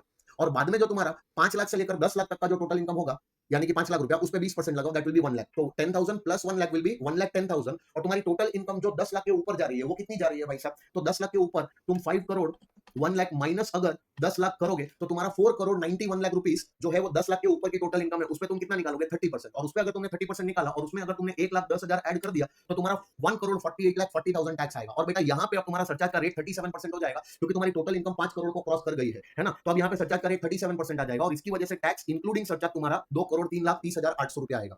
आई होप ये कैलकुलेशन तुम समझ रहे हो। ठीक है, अब सोचो कि अगर तुम्हारी टोटल इनकम खाली 5 करोड़ ही होती तो तुम्हारा टैक्स 1 करोड़ 48 लाख 10,000 आता। ठीक है, और उस पे तुम्हारा सरचार्ज 37% ना लग के 25% लगता, तो टैक्स का अमाउंट इंक्लूडिंग सरचार्ज तुम्हारा इतना आता। तो देखो, सरचार्ज का रेट 25% से 37% हो गया, तुम्हारी टोटल इनकम खाली 1 लाख रुपया बढ़ी और सरचार्ज का रेट 25% से 37% हो गया, जिसकी वजह से तुम्हारा टैक्स इंक्लूडिंग सरचार्ज कितना आया, आया ना। लेकिन अगर ये 1 लाख नहीं बढ़ता तो टैक्स इंक्लूडिंग सरचार्ज तुमको इतना ही भरना पड़ता, तो तुम्हारा टैक्स में इंक्रीज कितना हुआ, 18,18,300 रुपया। मतलब टोटल इनकम खाली 1 लाख रुपया बढ़ी है और टैक्स का अमाउंट इंक्लूडिंग सरचार्ज कितना बढ़ गया, 18,18,300। तो क्या यहाँ पे तुमको मार्जिनल रिलीफ मिलेगी? The answer is yes. Increase in tax is more than increase in total income. तो 17,18,300 रुपया ये आ गया तुम्हारा अमाउंट ऑफ मार्जिनल रिलीफ। तो तुमको टैक्स तो बेटा इतना ही भरना है और इसमें से बाद में तुमको ये मार्जिनल रिलीफ क्लेम कर लेनी है। तो तुम्हारा अब जो टैक्स आएगा वो 1 करोड़ 86,12,500 आएगा और 7,44,500 उस पे 4% सेस लग जाएगा। तो तुम्हारा टोटल टैक्स जो आएगा 1 करोड़ 93,57,000 आएगा अगर तुम 115 बीएससी से क्या करते हो, शिफ्ट आउट करते हो। अब तुम मेरे को बताओ कि इसमें सबसे ज्यादा बेनिफिशियल ऑप्शन क्या होगा कि अगर टोटल इनकम 5 करोड़ 1 लाख रुपया है तो मार्जिनल रिलीफ भी अपने को मिल गई, लेकिन नॉर्मल टैक्स रेजिम में मिली, 115 बीएससी से शिफ्ट आउट हुए तब, है ना। और अपना फाइनल टैक्स कितना आ गया, 1 करोड़ 93,57,000। लेकिन अगर हम लोग 115 बीएससी से शिफ्ट आउट ना होते, 115 बीएससी में ही रहते, तो हमारा टैक्स कितना था, 1 करोड़ 91,36,000। तो बताओ दोनों में से which ever is the best option. Best option है 115 बीएससी फॉलो कर लो। ठीक है, क्योंकि 115 बीएससी फॉलो करोगे तो इन दैट केस तुम्हारी जो टैक्स लायबिलिटी आ रही है वो कंपैरेटिवली थोड़ी कम आ रही है, यानी कि तुम्हारा अप्रोक्सीमेटली 2-2.25 लाख रुपए का तुम्हारा टैक्स का अमाउंट, 2 लाख रुपए के आसपास का तुम्हारा टैक्स का अमाउंट सेव हो जाएगा अगर तुम 115 बीएससी फॉलो करते हो तो। आई होप ये समझ में आया बेटा सबको, ठीक है। तो ये था तुम्हारा मार्जिनल रिलीफ का कॉन्सेप्ट, ठीक है। अब देखो ये जो मार्जिनल रिलीफ का कॉन्सेप्ट है, इस कॉन्सेप्ट के बाद अब हम लोग आगे अलग अलग और भी क्वेश्चन हम लोग को करने हैं, ठीक है। चलो अब हम लोग आ जाते हैं हमारे question number, illustration number, yes, illustration number 9 में। लेकिन इलस्ट्रेशन नंबर 9 में तुमको बताऊं उसके पहले मेरे को तुमको थोड़ा रिबेट का कॉन्सेप्ट बताना पड़ेगा, और रिबेट का कॉन्सेप्ट बता दूंगा उसके बाद क्वेश्चन नंबर 9, 10 और 11 ये तीनों क्वेश्चन अपन सॉल्व करते हैं। बहुत इजी क्वेश्चन है और रिबेट का कॉन्सेप्ट भी बहुत इजी है, बराबर है, टेंशन नहीं लेने का। चलो तो सबसे पहले मैं तुमको रिबेट का कॉन्सेप्ट एक्सप्लेन कर देता हूं, ठीक है। तो बेटा रिबेट के कॉन्सेप्ट में क्या होता है कि ध्यान से समझना, जैसे तुमने तुम्हारी टोटल इनकम निकाली, चाहे तुम 115 बीएससी में हो या फिर तुम 115 बीएससी से शिफ्ट आउट कर रहे हो, जैसे ही तुमने तुम्हारी टोटल इनकम निकाली, टोटल इनकम पे बाद में तुमने टैक्स निकाला। अब ये जो टैक्स का अमाउंट तुमने निकाला होगा, ये टैक्स ऑन टोटल इनकम, इसमें से तुमको कुछ डिस्काउंट दिया जाएगा, कुछ छूट दी जाएगी, और वो जो डिस्काउंट या फिर वो जो छूट दी जाती है उसको कहा जाता है रिबेट, ठीक है, जो एज पर सेक्शन 87A दी जाती है। तो दोनों के दोनों टैक्स रेजिम में रिबेट तो तुमको मिलता है। अब रिबेट किसको मिलता है वो बहुत जरूरी है जानना, कि अगर रिबेट क्लेम करनी है तो रिबेट भाई साहब तुमको तभी मिलेगी जब तुम एक रेसिडेंट इंडिविजुअल हो। कौन हो जल्दी बोलो, रेसिडेंट इंडिविजुअल, और तुम्हारी टोटल इनकम 7 लाख रुपया या उससे कम होनी चाहिए। अगर तुम डिफॉल्ट टैक्स रेजिम में हो तो तुमको रिबेट मिलेगा अगर तुम्हारी टोटल इनकम 7 लाख रुपया या उससे कम हुई। अगर वहीं तुम डिफॉल्ट टैक्स रेजिम से बाहर निकलते हो तो वहां पे क्या होता है कि तुमको रिबेट मिलती है, लेकिन उसके लिए तुम्हारी टोटल इनकम 5 लाख रुपया या उससे कम होनी चाहिए। यानी कि कहने का मतलब यह है कि रिबेट मिलने की लिमिट ज्यादा है अगर तुम 115 बीएससी की डिफॉल्ट टैक्स रेजिम में हो, और वही लिमिट कम कर दी गई है अगर तुम डिफॉल्ट टैक्स रेजिम से ऑप्ट आउट हो जाते हो, शिफ्ट आउट हो जाते हो, नॉर्मल टैक्स रेजिम में जाते हो। तो अगर मान लो कि तुम डिफॉल्ट टैक्स रेजिम में हो तो तुम एक रेसिडेंट इंडिविजुअल हो और तुम्हारी टोटल इनकम अगर 7 लाख रुपया या उससे कम है तो तुमको रिबेट मिलता है। लेकिन अगर तुम डिफॉल्ट टैक्स रेजिम से बाहर हो तो तुमको टोटल इनकम तुम्हारा 5 लाख रुपया या उससे कम होना जरूरी है, तो तुमको रिबेट मिलेगी। अब रिबेट कितनी मिलती है, रिबेट मिलती है जितना भी तुमने टैक्स निकाला था टोटल इनकम का, वो सारा का सारा अमाउंट, या तो वो अमाउंट या फिर 25,000 विच एवर इज लोअर। अगर तुम डिफॉल्ट टैक्स रेजिम में हो तो मैक्सिमम अमाउंट ऑफ रिबेट जो तुम क्लेम कर सकते हो वो या तो तुम्हारा सारा टैक्स तुम रिबेट में लेके चले जाओ, अगर वो टैक्स का अमाउंट 25,000 रुपया या उससे कम निकला तो सारा टैक्स तुमको रिबेट में दे दिया जाएगा, कुछ टैक्स भरने की जरूरत नहीं है। लेकिन अगर तुम्हारा टैक्स का अमाउंट 25,000 रुपए से ज्यादा आ जाता है तो तुमको इन दैट पर्टिकुलर सिनेरियो 25,000 रुपया जितना हम क्या दे देंगे, रिबेट दे देंगे, उससे ज्यादा जो अमाउंट होगा वो तुमको टैक्स भरना पड़ेगा। अगर तुम 115 बीएससी से शिफ्ट आउट हो जाते हो तो वहां पे क्या होता है कि तुम्हारा जो रिबेट का लिमिट है वो रिबेट का लिमिट 25,000 ना होके 12,500 है, यानी कि 5 लाख तक तुम्हारी टोटल इनकम है, 5 लाख या उससे कम तो तुमको रिबेट मिलेगा, लेकिन रिबेट का अमाउंट वहां पे कितना होगा, 25,000 ना होके 12,500 मिलता है। आई होप ये समझ में आ रहा है। अब एक चीज बहुत ही इंपॉर्टेंट है जो ध्यान में रखनी है, तुमने तुम्हारी पूरी टोटल इनकम पे टैक्स निकाला, एकदम ध्यान से सुनना जो कह रहा हूं, तुमने तुम्हारी पूरी टोटल इनकम पे टैक्स निकाला, उस टैक्स के अंदर तुमने सारे की सारी इनकम्स का टैक्स निकाला होगा, तुम्हारी स्पेशल इनकम का भी टैक्स निकाला होगा, तुम्हारी जो बैलेंस टोटल इनकम होगा उसका भी टैक्स निकाला होगा, तुम तुम्हारे कोई भी टैक्सेस मतलब तुम्हारे सारे टैक्सेस का तुम रिबेट ले सकते हो, वो भी 25,000 जितना या फिर 12,500 जितना, डिपेंड करता है तुम कौन सी टैक्स रिजिम में हो, है ना। लेकिन इनका कहना यह है कि अगर तुम्हारे टैक्स के अमाउंट के अंदर तुमने एलटीसीजी 112A वाला टैक्स निकाला हुआ है, अगर तुम्हारे टैक्स के अमाउंट के अंदर तुमने एलटीसीजी 112A वाली जो इनकम थी उसका भी टैक्स निकाला है और वो भी टैक्स के अंदर तुमने डाला हुआ है, तो वो टैक्स जो तुमने 112A वाले लॉन्ग टर्म गेन पे निकाला है वो टैक्स हम तुमको रिबेट में नहीं देंगे। इसके अलावा बाकी का सारा टैक्स तुम रिबेट में ले सकते हो टू द एक्सटेंट ऑफ 25,000 या फिर to the extent of 12,500 as the case में। यानी कि कहने का मेरा मतलब ये हुआ बेटा, ध्यान से समझना जो मैं कह रहा हूं, कहने का मतलब मेरा ये हुआ, मैं तुमको एक छोटा सा इसका एक एग्जांपल देता हूं। मान लो कि तुमने तुम्हारी टैक्स का कैलकुलेशन किया, ठीक है, ये तुमने टैक्स लायबिलिटी निकाली। अब तुम्हारी जो टैक्स लायबिलिटी ये निकली, इस टैक्स लायबिलिटी के अंदर तो तुमने तुम्हारी स्पेशल इनकम्स का भी टैक्स डाल के रखा होगा, इसके अंदर तुमने तुम्हारी जो बैलेंस टोटल इनकम है उसका भी टैक्स तुमने कैलकुलेट करके रखा होगा। अब जितना भी टैक्स तुमने ये निकाला तो अपने आप से पूछो, क्या इस टैक्स लायबिलिटी के अंदर तुम्हारी एलटीसीजी 112A वाली इनकम थी जो 1,25,000 तक जिस पे टैक्स नहीं लगता, और 1,25,000 के ओवर एंड अबव जो भी आता है अमाउंट उस पे या तो 10% या तो 12.5% टैक्स लगता है ना। तो जो एलटीसीजी 112A वाली जो इनकम थी उस इनकम का भी हो सकता है कि तुमने टैक्स निकाला होगा और वो टैक्स भी तुमने इस टैक्स के अंदर दिखाया होगा। तो सबसे पहले ये समझ लो कि तुम्हारे टैक्स के अंदर जितनी भी इनकम के जो भी टैक्सेस है सारे टैक्स तुमको रिबेट में मिलते हैं एक्सेप्ट वन टैक्स, यानी कि ये इकलौता ऐसा टैक्स है जो तुमको रिबेट क्लेम करना अलाउड नहीं है। तो करना क्या पड़ेगा कि तुम्हारी टैक्स लायबिलिटी के अंदर अगर तुमने टैक्स निकाला है on LTCG under section 112A तो वो टैक्स उतना तुम पहले माइनस कर लो, उसको अलग से तुमको पे तो करना ही है, उस टैक्स का तुम रिबेट नहीं ले सकते हो। तो इतना माइनस करने के बाद जो अब तुम्हारी टैक्स लायबिलिटी आ रही है, अब ये टैक्स लायबिलिटी के अंदर तुम्हारे सारे टैक्सेस आ गए, ये टैक्स का तुम क्या ले सकते हो, रिबेट ले सकते हो। लेकिन ये टैक्स भी तुमको सारा का सारा रिबेट मिलेगा क्या, हाँ, अगर 25,000 या उससे कम निकला डिफॉल्ट टैक्स रेजिम में थे तो, और अगर तुम डिफॉल्ट टैक्स रेजिम के बाहर थे, नॉर्मल टैक्स रेजिम में थे, तो ये टैक्स तुम्हारा 12,500 या उससे कम था तो ये टैक्स रिबेट में मिल जाएगा। लेकिन अगर ये टैक्स का अमाउंट 25,000 रुपया या 12,500 रुपए से ज्यादा है तो मैक्सिमम अमाउंट ऑफ रिबेट जो तुमको मिलने वाला है वो 25,000 या 12,500 मिलने वाला है। तो अब तुमको क्या करना है, यहां पे माइनस करना है रिबेट, ठीक है, रिबेट अंडर सेक्शन 87A। और ये रिबेट तुम कितना माइनस करोगे बेटा, जितना भी तुमने टैक्स निकाला 100% ऑफ योर टैक्स अमाउंट, आया ना ये अमाउंट, या फिर मैक्सिमम 25,000 अगर डिफॉल्ट टैक्स रेजिम में थे तो, और अगर तुम डिफॉल्ट टैक्स रेजिम के बाहर थे तो 12,500। इन दोनों में से विचएवर इज लोअर, ये लोअर अमाउंट तुमको क्या मिल जाएगा, रिबेट मिल जाएगा। तो तुम्हारे टैक्स में से ये रिबेट माइनस कर दो, तो अब जो आएगा वो आएगा टैक्स ऑन टोटल इनकम, और ये आया आफ्टर रिबेट। और सुनो, ये वाला जो तुमने लॉन्ग टर्म गेन का टैक्स यहां से माइनस किया था ना, उसको जाके वापस से ऐड कर देना, क्योंकि ये टैक्स तो तुमको भरना ही है बाबा। समझ में आ रहा है? तो बाद में तुम क्या करो, इसमें ऐड कर लो जो तुम्हारा टैक्स ऑन एलटीसीजी था अंडर सेक्शन 112A, वो ऐड कर लो, ठीक है। एंड अब जो तुम्हारा फाइनल अमाउंट आया टैक्स का, अब जो तुम्हारा फाइनल अमाउंट आया टैक्स का, यही है तुम्हारा tax on total income after rebate. तुमने यहां पे पहले माइनस क्यों किया, क्योंकि एलटीसीजी 112A वाला टैक्स तुमको रिबेट क्लेम करना अलाउड नहीं है, चाहे तुम डिफॉल्ट टैक्स रेजिम में हो या फिर तुम नॉर्मल टैक्स रेजिम में हो, तुमको ये टैक्स तो भरना ही है। इस टैक्स का तुम रिबेट नहीं ले सकते हो, इसलिए रिबेट लेने के पहले उस टैक्स को मैंने अलग कर लिया, क्योंकि ये तो अपने को भरना ही है। हाँ, बाद में रिबेट लेने के बाद जो भी टैक्स बचा, उस टैक्स के साथ अपने को एलटीसीजी 112 वाला टैक्स तो भरना ही है ना, इसलिए उसको मैंने ऐड कर दिया वापस। समझ में आया? तो ये सिंपल सी चीज है, एकदम तुम्हारे खोपड़ी में रखना, इसको भूलना मत। समझ में आया? चलो ध्यान से देखो। तो यहाँ पे ये तुम्हारा कंडीशन था रिबेट क्लेम करने का, और कितना अमाउंट रिबेट का मिलने वाला है वो बता दिया। और यहाँ पे लिखा है कि तुम्हारा सारा टैक्स तुम रिबेट में क्लेम कर सकते हो टू द एक्सटेंट ऑफ 25,000 या to the extent of 12,500, depend करता है कि तुम डिफॉल्ट टैक्स रेजिम में हो या नॉर्मल टैक्स रेजिम में। लेकिन वो टैक्स तुम रिबेट में नहीं ले सकते हो जो तुम्हारी एलटीसीजी 112A वाला टैक्स था, यानी कि उसको हटा के तुम्हारा बाकी का सारा टैक्स तुम रिबेट में क्लेम कर सकते हो। समझ में आया? चलो फिर यस, अब अगर मान लो कि तुम्हारी जो टोटल इनकम होती है ना, अगर तुम्हारी टोटल इनकम, मान लो कि तुम डिफॉल्ट टैक्स रेजिम से बाहर निकल गए और तुम्हारी टोटल इनकम 5 लाख रुपया या उससे कम थी, तो तुमको रिबेट मिल सकता है। लेकिन अगर तुम्हारी टोटल इनकम 5 लाख को क्रॉस कर गई, तो सरकार कहती है कि भाई तुम डिफॉल्ट टैक्स रेजिम में थे क्या? नहीं, तुम डिफॉल्ट टैक्स रेजिम से बाहर निकले, इसलिए देखो तुम्हारी लिमिट भी, जिस लिमिट के बेसिस पे, जिस टोटल इनकम की लिमिट के बेसिस पे हम तुमको क्या देते हैं, रिबेट देते हैं, वो टोटल इनकम की लिमिट भी इसीलिए हमने 5 लाख की। और अब तुम बाहर निकल गए हो 115 बीएसई से, शिफ्ट आउट हो गए हो, ऑप्ट आउट हो गए हो, तो अब तुमको रिबेट हम देंगे, लेकिन वो 12,500 जितनी देंगे, 12,500 से ज्यादा रिबेट नहीं देंगे। और अगर मान लो कि तुम्हारी टोटल इनकम 5 लाख को थोड़ी सी भी क्रॉस हो गई, 5 लाख 5,000 हो गई, 5 लाख 10,000 हो गई, 5 लाख 20,000 हो गई, मतलब 5 लाख के ऊपर अगर 1 रुपया भी गया तुम्हारी टोटल इनकम का, तो याद रखना हम तुमको रिबेट नहीं देंगे, रिबेट यू विल लूज। इसका मतलब अगर मान लो तुम्हारी टोटल इनकम 5 लाख के थोड़ा सा भी ऊपर जाएगी ना, तो you will lose a chance to get the rebate.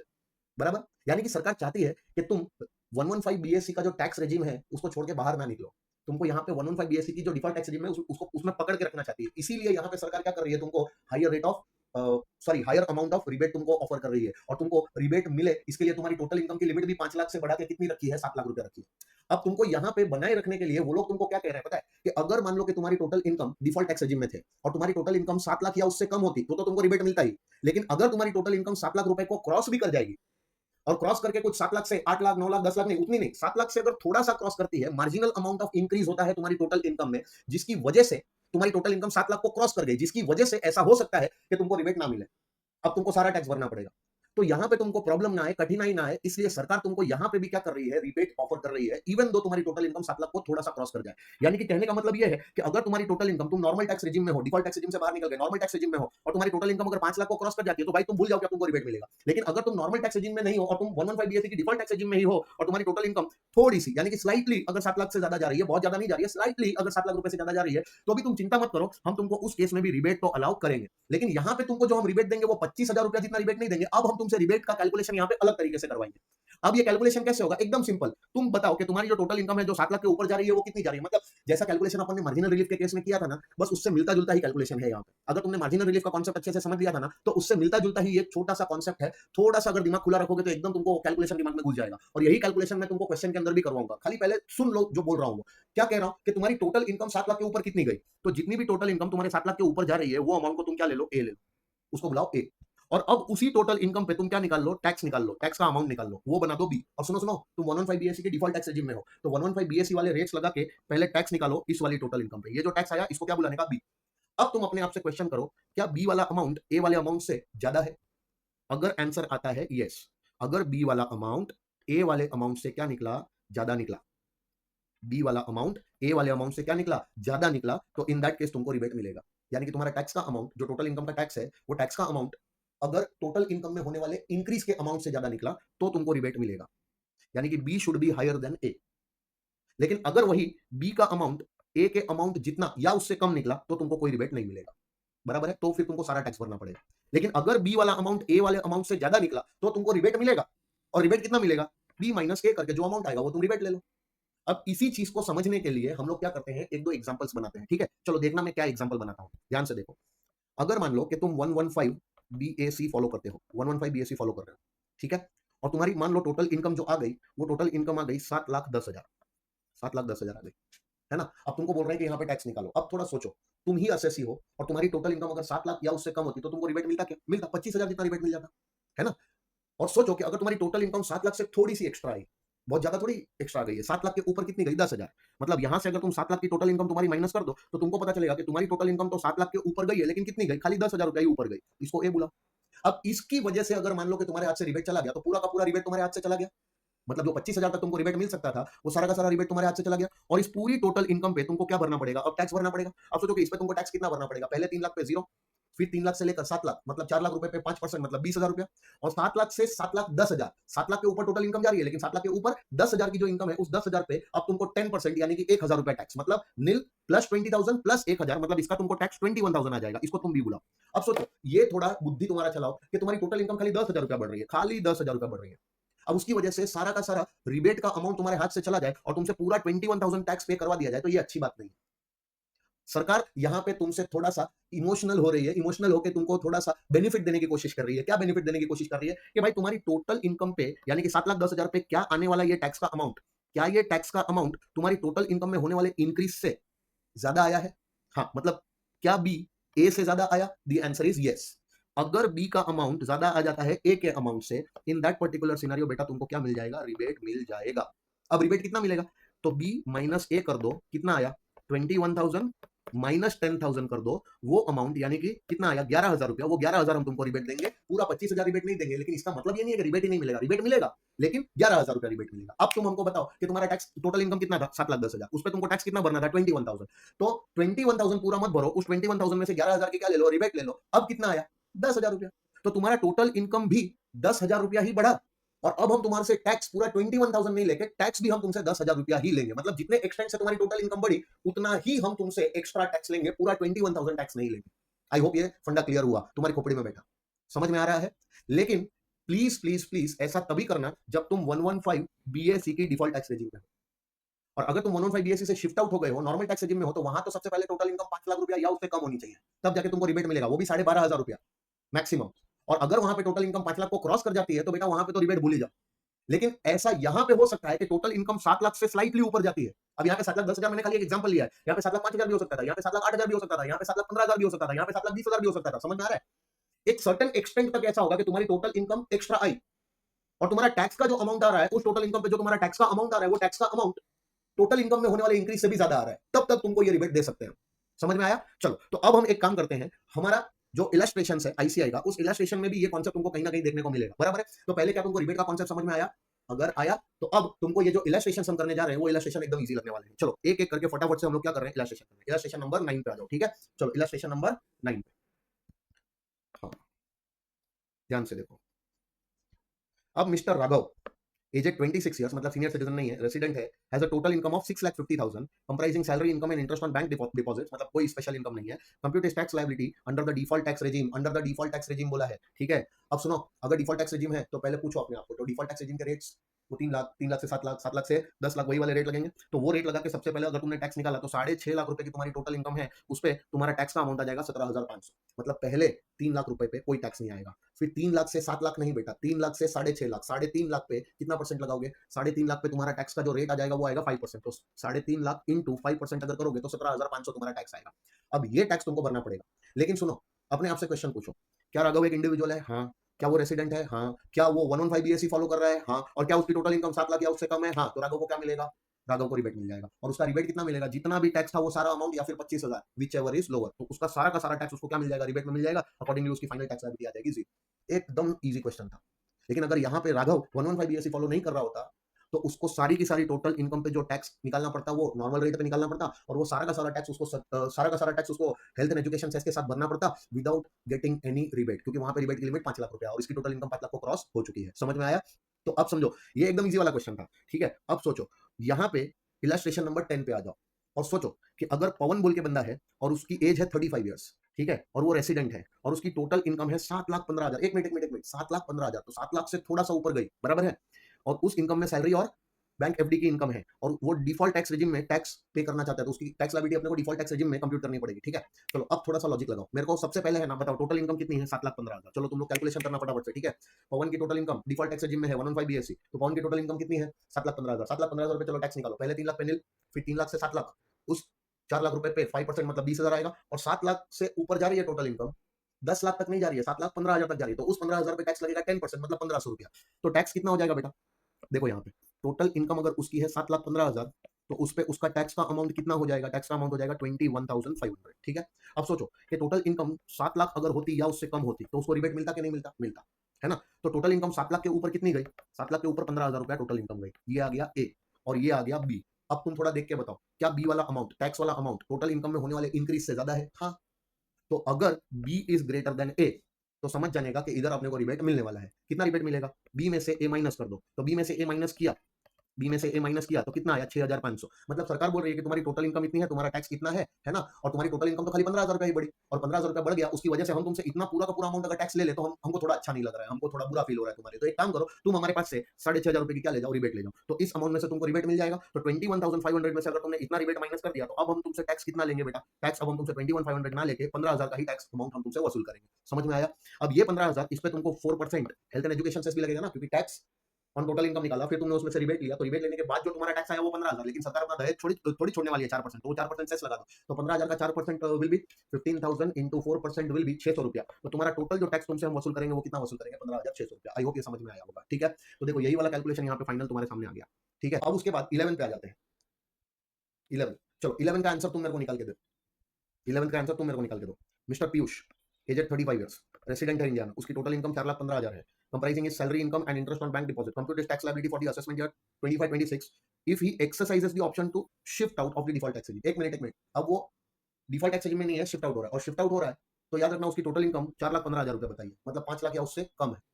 तो इस केस में भी उसको क्या मिलने वाला है, रिबेट मिलने वाला है। अच्छा अगर वो डिफॉल्ट टैक्स regime में होता तो भी मिलती, क्योंकि 7 लाख से भी तो कम ही है ना, समझ में आ रहा है। तो अब बताओ यहाँ पे टोटल टैक्स कितना आएगा। सबसे पहले 4,15,000 पे तुमको अब 115 बीएससी का रेट नहीं, अब नॉर्मल रेट लगाना पड़ेगा, क्योंकि वो क्या हो रहा है, शिफ्ट आउट हो रहा है, ठीक है। अब नॉर्मल रेट लगा के पहले टैक्स निकालो, तो पहले 2.5 लाख पे, क्यों 2.5 लाख, क्योंकि वो सीनियर सिटीजन नहीं है। अगर सीनियर सिटीजन होता तो 3 लाख की बेसिक एग्जम्पशन लिमिट मिलती, सुपर सीनियर सिटीजन होता तो 5 लाख की मिलती, समझ में आ रहा है। वो सीनियर सिटीजन नहीं है, तो 2.5 लाख तक की बेसिक एग्जम्पशन लिमिट है, 2.5 लाख तक कोई टैक्स नहीं, 2.5 लाख से लेकर 5 लाख नहीं, 2.5 लाख से लेकर 4,15,000।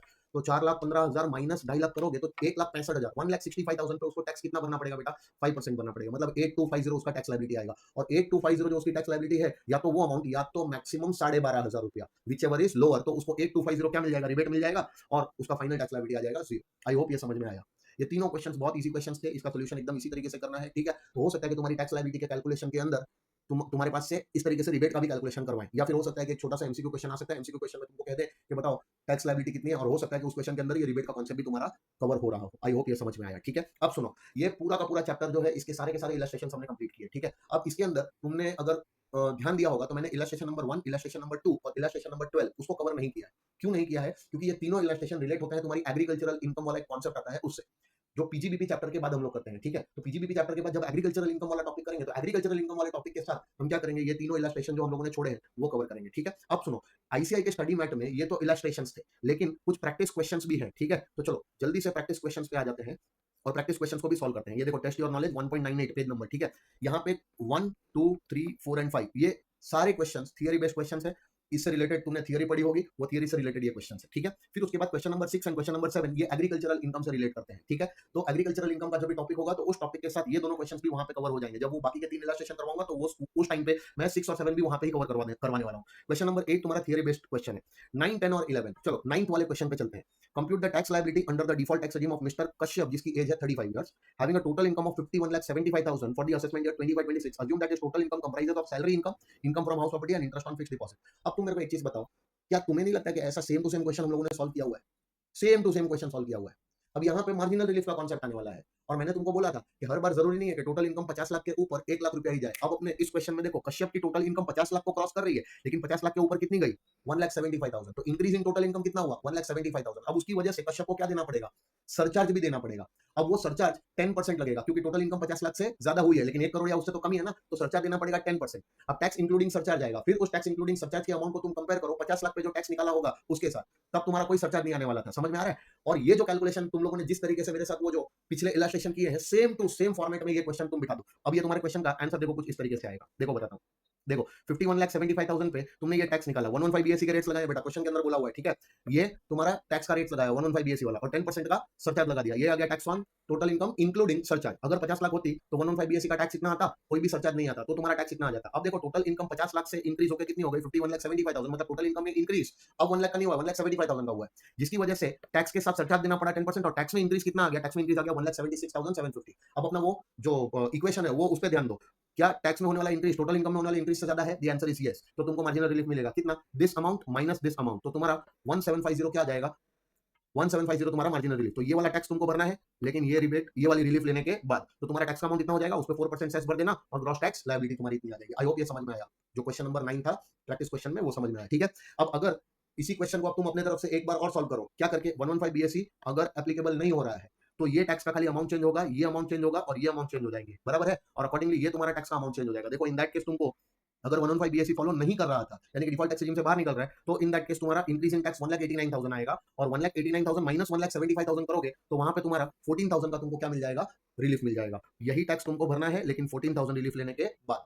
सेम टू सेम कैलकुलेशन है, खाली टैक्स के रेट अलग हो गए, इसलिए अपना टैक्स का अमाउंट अलग आ गया, और टैक्स का अमाउंट अगर थोड़ा सा अलग आया तो उसकी वजह से हो सकता है कि तुम्हारे यहाँ पे मार्जिनल रिलीफ का अमाउंट थोड़ा सा चेंज हो जाए, बाकी कॉन्सेप्ट रिमेंस द सेम, ठीक है। तो चलो ये था क्वेश्चन नंबर 9। उसके बाद क्वेश्चन नंबर 10 देखो, mister Agarwal aged 40 years and resident है इंडिया का, has a total income of 6 crore 50 lakh, मतलब 6 करोड़ 50 लाख की उसकी टोटल इनकम है। अब उसकी टोटल इनकम के अंदर लॉन्ग टर्म कैपिटल गेन है 20% का, 112 वाला, फिर है वो अमाउंट कितना है 55 lakh, short term capital gain है 15% ट्रिपल वन वाला कितना 65 लाख, और अदर इनकम्स है 5 करोड़ 30 लाख रुपए की। अब बोलता है compute tax liability for the assessment year 25-26 under the default tax regime and optional tax regime, मतलब दोनों टैक्स रेजिम लगा के उसकी क्या निकालनी है, टैक्स लायबिलिटी निकालनी है ना। And assuming that the total income components are same in both the tax regimes. बेटा अगर याद आता है तो मैंने तुमको वो अलग अलग एग्जांपल्स करवाए थे, अलग अलग एग्जांपल्स में बताया था कि कौन से वाले टैक्स पे हायर रेट ऑफ सरचार्ज नहीं लगता है, बोला था कि वो 4 टैक्सेस के ऊपर हायर रेट ऑफ सरचार्ज नहीं लगता है ना, बताया था। वही सेम कॉन्सेप्ट इस क्वेश्चन के अंदर एक्सप्लॉइट किया है। अब इसी सेम क्वेश्चन को दो तरीके से सॉल्व करना है। पहला तरीका है 115 बीएससी फॉलो करते हो तो तुम्हारा टैक्स का अमाउंट कितना आएगा, और अगर तुम 115 बीएससी फॉलो नहीं कर रहे हो, डिफॉल्ट टैक्स रेजिम से बाहर निकल रहे हो, नॉर्मल टैक्स रेजिम में हो, तो तुम्हारा टैक्स का अमाउंट कितना आएगा, ठीक है। अब इस क्वेश्चन को एकदम अच्छे से समझो, एकदम अच्छे से समझो। अगर मान लो कि मिस्टर अग्रवाल जिसकी एज है 40 ईयर्स, अगर वो 115 बीएससी फॉलो कर रहा होता तो उसकी टोटल इनकम कितनी 6 करोड़ 50 लाख बताई थी, और उस 6 करोड़ 50 लाख में एलटीसीजी था 55 लाख, जिस पे टैक्स लगने वाला है 20%, वो क्वेश्चन में ही देके रखा हुआ है, और एसटीसीजी ट्रिपल होने वाला है 65 लाख, उस पे टैक्स का रेट है 15%, ये भी क्वेश्चन में ही देके रखा हुआ है, ठीक है। अब सोचो इस एलटीसीजी पे 20% टैक्स इतना आएगा, और इस एसटीसीजी पे 15% टैक्स इतना आएगा, और जो बैलेंस इनकम दी है 5 करोड़ 30 लाख रुपए की देके रखी है। अब ये जो बैलेंस इनकम है, मतलब 6 करोड़ 50 लाख में से ये इनकम और ये इनकम स्पेशल इनकम से, बाकी 6 करोड़ 50 लाख में से ये इनकम बैलेंस टोटल इनकम है। अब बैलेंस टोटल इनकम पे तुमको लगाना पड़ेगा 115 बीएससी वाला रेट्स, और 115 बीएससी वाला रेट्स लगाओगे तो देखो 5 करोड़ 30 लाख रुपया उसकी इनकम है, कितनी 5 करोड़ 30 लाख रुपया, तो 5 करोड़ 30 लाख रुपया इनटू, अब 115 बीएससी उसमें से 15 लाख रुपया माइनस करो, 15 लाख माइनस किया तो 5 करोड़ 15 लाख आया, उस पर तुमने 30% निकाला तो 30% आया 1 करोड़, एक मिनट 5 करोड़ 30 लाख माइनस 15 लाख, तो 5 करोड़ 15 लाख आया, उस पर तुमने 30% लगाया तो 1 करोड़ 54 लाख 50,000 तुम्हारा टैक्स आएगा, और उसमें तुम 1,40,000 ऐड कर दो पहले के स्लैब्स का जो टैक्स था, तो 1 करोड़ 55 लाख 90,000 तुम्हारा टैक्स आएगा। अब सोचो कि क्या तुमने एलटीसीजी वाला टैक्स निकाल लिया है, क्या तुमने एसटीसीजी वाला टैक्स निकाल लिया, हाँ, और क्या तुमने तुम्हारी बैलेंस इनकम्स का भी टैक्स निकाल लिया, हाँ, तो अब तुमको टोटल टैक्स तो इतना भरना है, लेकिन तुम्हें नहीं लगता कि अब तुमको टैक्स के साथ साथ सरचार्ज भी भरना पड़ेगा। तो बेटा तुम्हारा ये जो टैक्स है, टैक्स के साथ साथ जब तुम सरचार्ज भरोगे तो टैक्स के साथ कितना सरचार्ज देना पड़ेगा।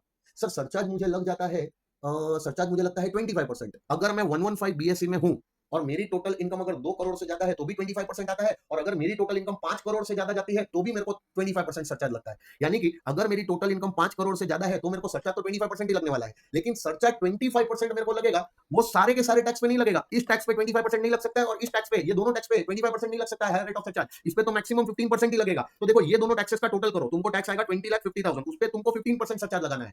लेकिन जो ये वाली इनकम बची, यानी कि तुम्हारी टोटल इनकम में से ये इनकम और ये इनकम माइनस करने के बाद जो तुम्हारी बैलेंस टोटल इनकम बचती है, क्या अब भी वो 5 करोड़ रुपए से ज्यादा है, 2 करोड़ रुपए से ज्यादा है, हाँ, तो अब तुमको यहाँ पे तुम्हारा सरचार्ज का रेट कितना हो जाएगा 25%। मतलब इस इनकम पे 115 बीएससी का रेट लगा के जो भी तुमने टैक्स निकाला है, वो सारा का सारा जो टैक्स है उस टैक्स पे अब तुम्हारा उस टैक्स पे सरचार्ज आ जाएगा 25%। क्यों? क्योंकि अब भी ये अमाउंट 2 करोड़ रुपए से ज्यादा ही आ रहा है। आई होप ये तुमको समझ में आया। तो यहाँ पे जो टैक्स के साथ जो सरचार्ज देना पड़ेगा वो इतना देना पड़ेगा, और इस टैक्स पे जो सरचार्ज देना पड़ेगा वो इतना देना पड़ेगा। ये आ गया तुम्हारा टोटल सरचार्ज। तो ये आ गया तुम्हारा टोटल टैक्स, ये आ गया तुम्हारा टोटल सरचार्ज, और टैक्स इंक्लूडिंग सरचार्ज तुमको ये अमाउंट आ जाएगा, जिसमें तुम हेल्थ एंड एजुकेशन सेस लगा दो, तुम्हारा फाइनल टैक्स लायबिलिटी इतना आ जाएगा, gross tax liability. I hope ये समझ में आया। अब ये था तुमने 115 बीएससी अगर फॉलो किया है तो, लेकिन अगर तुम 115 बीएससी फॉलो नहीं करते हो, अगर तुम 115 बीएससी फॉलो नहीं करते हो, मतलब डिफॉल्ट टैक्स रेजिम में जाते हो, तो तुम्हारा टैक्स कितना आएगा भाई? इसमें खाली एक ही चेंज होने वाला है। क्या चेंज होने वाला है पता है? ये जो 115 बीएससी रेट जो तुमने यहाँ पे लगा के ये टैक्स निकाला ना, बस ये खाली अमाउंट चेंज होने वाला है। चलो देखते हैं क्या होने वाला है।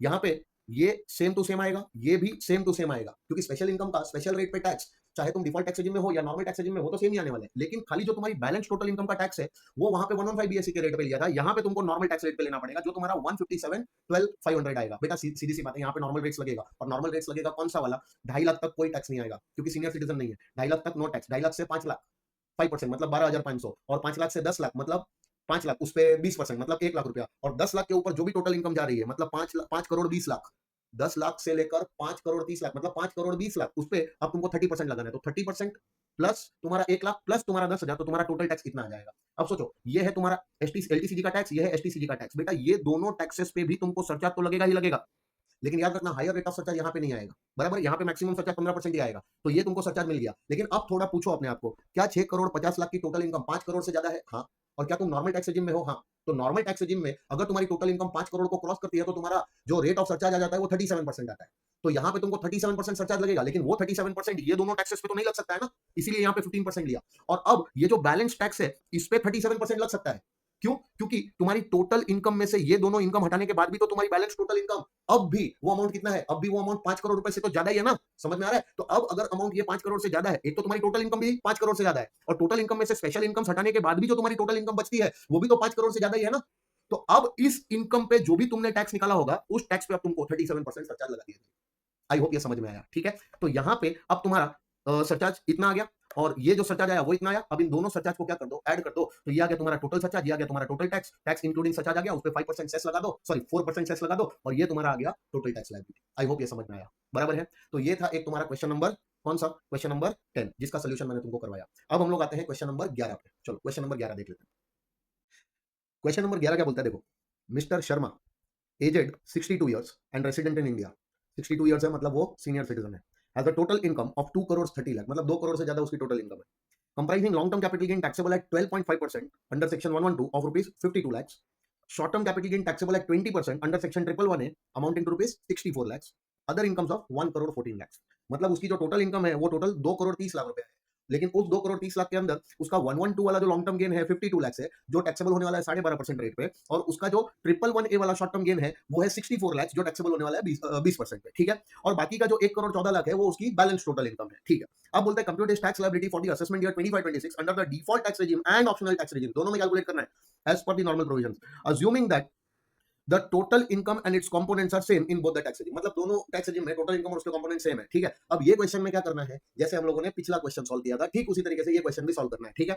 अब देखो ध्यान से समझना, मिस्टर शर्मा भाई साहब की एज कितनी है? 62 ईयर्स, मतलब वो सीनियर सिटीजन है। तो सीनियर सिटीजन होने का फायदा उसको बेसिक एग्जामिशन लिमिट ज्यादा मिलेगी, 3 लाख तक की बेसिक एग्जामिशन लिमिट मिलेगी, लेकिन वो फायदा उसको तब मिलेगा जब वो 115 बीएससी से शिफ्ट आउट होगा, नॉर्मल टैक्स रेजिम में जाएगा। चलो फिलहाल पहले क्या करते हैं कि अगर ऐसा मान के चलते हैं कि वो 115 बीएससी की डिफॉल्ट टैक्स रेजिम के अंदर है, यानी कि वो शिफ्ट आउट नहीं हुआ है, बराबर? तो उसकी टोटल इनकम 2 करोड़ 30 लाख रुपए दी है, जिसमें से बोला है कि उसका लॉन्ग टर्म गेन 112 वाला 52 लाख है, और शॉर्ट टर्म गेन 111 वाला 64 लाख है। लॉन्ग टर्म गेन पे 12.5% टैक्स लगेगा, और शॉर्ट टर्म गेन पे 20% टैक्स लगेगा। ये टैक्स के रेट भी क्वेश्चन में ही देके रखे हैं। अपने को सिंपल काम करना है, टोटल इनकम के अंदर ये दोनों जो इनकम है, ये दोनों इनकम का इतना इतना टैक्स अपने को निकाल लेना है। मतलब टोटल इनकम की स्पेशल इनकम का स्पेशल टैक्स निकल गया। अब तुम्हारी टोटल इनकम के अंदर ये जो बैलेंस इनकम है, ये बैलेंस इनकम पे अपन 115 बीएससी वाले रेट्स लगाएंगे, क्योंकि एसएससी डिफॉल्ट टैक्स रेजिम में है। तो अगर 115 बीएससी वाले रेट्स लगाए बेटा, तो 1 करोड़ 14 लाख रुपए पे 115 बीएससी के रेट्स लगाओ, और वो रेट्स लगाओगे तो तुम्हारा टैक्स आ जाएगा 31,10,000 रुपीज। कैसे आया सर? 15 लाख के ऊपर कितनी इनकम जाती है? तो 1 करोड़ 14 लाख, ठीक है, उसमें से हम लोगों ने माइनस कर दिया 15 लाख, तो आ गया 99 लाख। उसके ऊपर अगर अपन 30% टैक्स निकालेंगे तो 29,70,000 आएगा, और उसमें 1,40,000 अगर हम लोग ऐड कर दे तो 31,10,000 आएगा। 31,10,000 का टैक्स आ गया। तो ये टैक्स आया तुम्हारा 115 बीएससी वाला टैक्स तुम्हारी बैलेंस टोटल इनकम पे, और ये दोनों टैक्स आ गए तुम्हारी स्पेशल इनकम्स वाले टैक्स। तो तुम्हारा टोटल टैक्स आ गया 50,40,000। चेक कर लो, 6,50,000 ऐड करो और 12,80,000 ऐड कर लो, 50,40,000 तुम्हारा टैक्स आ गया टोटल। अब सुनो, अब टैक्स के साथ साथ तुमको सरचार्ज भी देना पड़ेगा इस क्वेश्चन में। क्यों? क्योंकि सीधी सी बात है, तुम्हारी टोटल इनकम 2 करोड़ रुपए को क्रॉस हो रही है, और याद करो अगर 115 बीएससी फॉलो करते हो और तुम्हारी टोटल इनकम 2 करोड़ को क्रॉस करती है तो तुमको सरचार्ज लगता है 25%। याद आता है? तो 25% का सरचार्ज लगेगा। लेकिन ये भी तुमको याद होना चाहिए कि 25% is the higher rate of surcharge, और हायर रेट ऑफ सरचार्ज तुम्हारी स्पेशल इनकम्स में से वो 4 इनकम के टैक्स पे नहीं लगता है। क्या उसके अंदर एलटीसीजी 112 और एसटीसीजी 111A, ये दोनों इनकम्स पे जो टैक्स आया है, क्या ये टैक्सेस पे हायर रेट ऑफ सरचार्ज लगेगा? ऐसा बोला था? नहीं। दैट मीन्स ये जो दोनों टैक्सेस निकाले हैं, ये दोनों टैक्सेस पे हायर रेट ऑफ सरचार्ज 25% तो आ ही नहीं सकता, इधर तो मैक्सिमम तुम्हारा सरचार्ज 15% ही जाएगा। तो ये दोनों टैक्सेस का अगर अपन टोटल करें तो 6,50,000 प्लस 12,80,000, ये दोनों टैक्सेस का तुम्हारा टोटल आ जाता है 19,30,000। ये 19,30,000 पे तुम्हारा मैक्सिमम सरचार्ज 15% ही जाएगा। अब रहा सवाल कि तुमने ये जो तुम्हारी बैलेंस टोटल इनकम पे ये जो 115 बीएससी का रेट लगा के ये जो टैक्स निकाला है, क्या इस टैक्स पे 25% का सरचार्ज आएगा? क्योंकि तुम्हारी टोटल इनकम अगर 2 करोड़ को क्रॉस हो गई है तो 2 करोड़ को क्रॉस होते ही तुम्हारा 25% का सरचार्ज लगता है। लेकिन याद रखना, ये भी तुमको बताया था कि टोटल इनकम में से ये दोनों इनकम्स हटाने के बाद अगर तुम्हारी ये जो टोटल इनकम बचती है, अगर ये 2 करोड़ रुपए से ज्यादा नहीं आती है तो उसके ऊपर भी सरचार्ज 25% नहीं हो सकता है, उसके ऊपर का सरचार्ज मैक्सिमम 15% ही तुमको देना पड़ेगा। यानी कि कहने का मतलब ये हुआ कि इस टैक्स पे तुम्हारा 25% रेट ऑफ सरचार्ज नहीं लग सकता है, क्योंकि तुम्हारा जो बैलेंस टोटल इनकम जिस पे ये टैक्स दिया जा रहा है, ये बैलेंस टोटल इनकम ये दोनों इनकम्स को हटाने के बाद, टोटल इनकम में से ये दोनों इनकम्स को हटाने के बाद ये जो बैलेंस तुम्हारा टोटल इनकम है, ये अमाउंट 2 करोड़ रुपए से ज्यादा नहीं है। इसलिए इस इनकम पे आने वाला जो ये टैक्स है, इस टैक्स पे 25% सरचार्ज ना लगा के इस पे भी हम कितना लगाएंगे 15%। देखो इसमें भी अपन ने 15% ही लगाया। इन शॉर्ट तुम्हारे सारे के सारे टैक्स पे तुमको 15% रेट ऑफ सरचार्ज लग जाएगा। अगर तुम सारे के सारे टैक्स पे एक साथ लगाना चाहते हो तो एक साथ लगा दो, या फिर इसके ऊपर अलग से 15% लगाओ और इन दोनों के टोटल पे अलग से 15% लगाओ, तो भी तुम्हारा आंसर तो सेम ही आने वाला है। ठीक है, अब ये दोनों सरचार्ज को तुम क्या कर दो, ऐड कर दो, तो ये आ गया तुम्हारा टोटल सरचार्ज, ये आ गई तुम्हारी total tax liability plus surcharge, दोनों को ऐड कर दिया तो टैक्स इंक्लूडिंग सरचार्ज आ गया। उस पे तुम 4% सेस लगा दो और सेस लगा के तुम्हारी ये आ गई फाइनल टैक्स लायबिलिटी। ये है तुम्हारी total tax liability including surcharge and cess, अगर तुम 115 बीएससी फॉलो कर रहे हो तो। लेकिन अगर मान लो कि तुम मिस्टर शर्मा हो और एक सीनियर सिटीजन हो और अगर तुम 115 बीएससी फॉलो नहीं करते, तो भाई क्या चेंज आने वाला है? तो चेंज ये आने वाला है कि सर एलटीसीजी का टैक्स तो सेम रहने वाला है, एसटीसीजी का भी टैक्स भी सेम रहने वाला है, क्योंकि स्पेशल इनकम का टैक्स चाहे तुम नॉर्मल रेजिम में हो या फिर 115 बीएससी में हो, दोनों में सेम रहने वाला है। लेकिन जो अदर इनकम्स का टैक्स होगा, अब ये 115 बीएससी नहीं नॉर्मल रेट्स पे आने वाला है। और यहाँ पे अपना कितना आ जाएगा, ध्यान से देखो, 32,30,000, यानी कि 10 लाख के ऊपर जितनी भी इनकम जाएगी, 10 लाख के ऊपर कितनी इनकम गई, 1,04,00,000। 1,04,00,000 पे अगर तुम 30% निकालोगे तो 31,20,000 आएगा, और उसके पहले के स्लैब का 1 लाख, और उसके पहले के स्लैब का 12,500 नहीं 10,000, क्योंकि एसएससी क्या है, सीनियर सिटीजन है। समझ में आया? तो 1,10,000 अगर तुम उसमें ऐड करोगे तो 32,30,000 टैक्स आ जाएगा, ये नॉर्मल टैक्स आया। अब बेटा याद रखना कि ये वाले दोनों टैक्सेस पे, इन दोनों का टोटल अगर तुमने किया तो इस पे तो हायर रेट ऑफ सरचार्ज आ ही नहीं सकता है। लेकिन इस वाले टैक्स पे क्या तुमको अब सरचार्ज का रेट 25% होगा? अब सोचो कि तुम्हारी टोटल इनकम अगर 2 करोड़ से ज्यादा जाती है तो तुमको सरचार्ज का रेट 25% हो जाता है under the normal tax regime also. लेकिन अगर तुम्हारी टोटल इनकम में से ये इनकम्स एलटीसीजी और एसटीसीजी अगर हटा दिया जाए तो इसको हटाने के बाद क्या अभी तुम्हारी टोटल इनकम 2 करोड़ से ज्यादा है? नहीं। तो इन दैट सिनेरियो इस वाले टैक्स पे भी तुम्हारा सरचार्ज का रेट 25% नहीं आएगा, इस वाले टैक्स पे भी तुम्हारा सरचार्ज का रेट कितना आ जाएगा, 15%। तो बेटा ये वाला टैक्स जो है इस पे भी 15% लगाओ और एनीवेज इस पे तो तुम्हारा 15% ही लगने वाला है, इससे ज्यादा नहीं हो सकता है। ठीक है, तो अब सरचार्ज ये आ गया, दोनों का टोटल कर लिया, ये तुम्हारा टोटल टैक्स, ये तुम्हारा टोटल टैक्स के अंदर टोटल सरचार्ज तुमने ऐड कर दिया, तुम्हारा टैक्स इंक्लूडिंग सरचार्ज आया, उसमें तुम हेल्थ एंड एजुकेशन सेस क्या कर दो, ऐड कर दो, ये आ गई तुम्हारी ग्रॉस टैक्स लायबिलिटी। तो अगर तुम 115 बीएससी फॉलो करते हो तो तुम्हारी ग्रॉस टैक्स लायबिलिटी कितनी आती है, और अगर तुम 115 बीएससी के टैक्स रेजिम से बाहर निकल जाते हो तो तुम्हारी टैक्स लायबिलिटी कितनी आ जाती है। आई होप ये क्वेश्चन का जो सोल्यूशन आया ये समझ में आया। तो बेटा ये जो हम लोगों ने अभी जो जितने भी क्वेश्चन सॉल्व किए, ये तुम्हारी आईसीआई के स्टडी मैट के सारे क्वेश्चन हम लोगों ने सॉल्व कर लिए हैं, जितने भी इलस्ट्रेशन थे वो सॉल्व किए, प्रैक्टिकल प्रॉब्लम्स, और जितने भी प्रैक्टिस क्वेश्चंस थे जिसमें क्वेश्चंस को प्रैक्टिकली सॉल्व करना है, मतलब नंबर क्रंचिंग करना है, वो सारे क्वेश्चंस हम लोगों ने सॉल्व किए। ठीक है, अब ये क्वेश्चंस को सॉल्व करते टाइम तुमको जो जो कंसेप्चुअल क्लैरिटी की रिक्वायरमेंट थी, जो जो तुमको कॉन्सेप्ट्स रिक्वायर्ड थे जिसके बेसिस पे ये क्वेश्चन सॉल्व होने वाले हैं, वो कॉन्सेप्ट भी मैंने तुमको बहुत ही डिटेल में अच्छे से सारे बता दिए। ठीक है, तो आई होप ये क्वेश्चंस और इसका सॉल्यूशंस और जो कॉन्सेप्ट हम लोगों ने डिस्कस किए वो सारे तुम अच्छे से समझ गए हो, और अब इससे मिलते जुलते अगर तुमको क्वेश्चंस एग्जाम में आएंगे तो you will not find these type of questions difficult at all. ठीक है, तो मेरा काम यहाँ पे इस चैप्टर में खत्म होता है। आईसीआई स्टडी मैट के ये जितने भी क्वेश्चंस थे ये सारे अपन ने कवर किए चैप्टर नंबर 1 के। ठीक है, अगर तुमको ये वीडियो देख के, ये लेक्चर देख के अगर थोड़ा सा भी वैल्यू ऐड हुआ होगा तो प्लीज एक लाइक ठोक देना। ठीक है, और अब हम लोग अगले सेशन में मिलेंगे। अगले सेशन में हम क्या करने वाले हैं, दूसरा चैप्टर उठाने वाले हैं। दूसरा चैप्टर जो है तुम्हारे आईसीआई स्टडी मैट का, वो दूसरे चैप्टर के जितने भी क्वेश्चन है आईसीआई के स्टडी मैट के, वो सारे के सारे क्वेश्चन विद कंसेप्चुअल क्लैरिटी हम लोग एक एक करके उसको भी सॉल्व करेंगे। ठीक है, तो चलो आई होप तुम लोग की पढ़ाई अच्छे से तुम लोग करो और अच्छे से यहाँ पे ये सारे क्वेश्चंस और सारे कॉन्सेप्ट्स को समझो। ठीक है, तो मिलते हैं हम लोग अगले लेक्चर में, तब तक के लिए बाय बाय एवरीवन और अपना ध्यान रखना।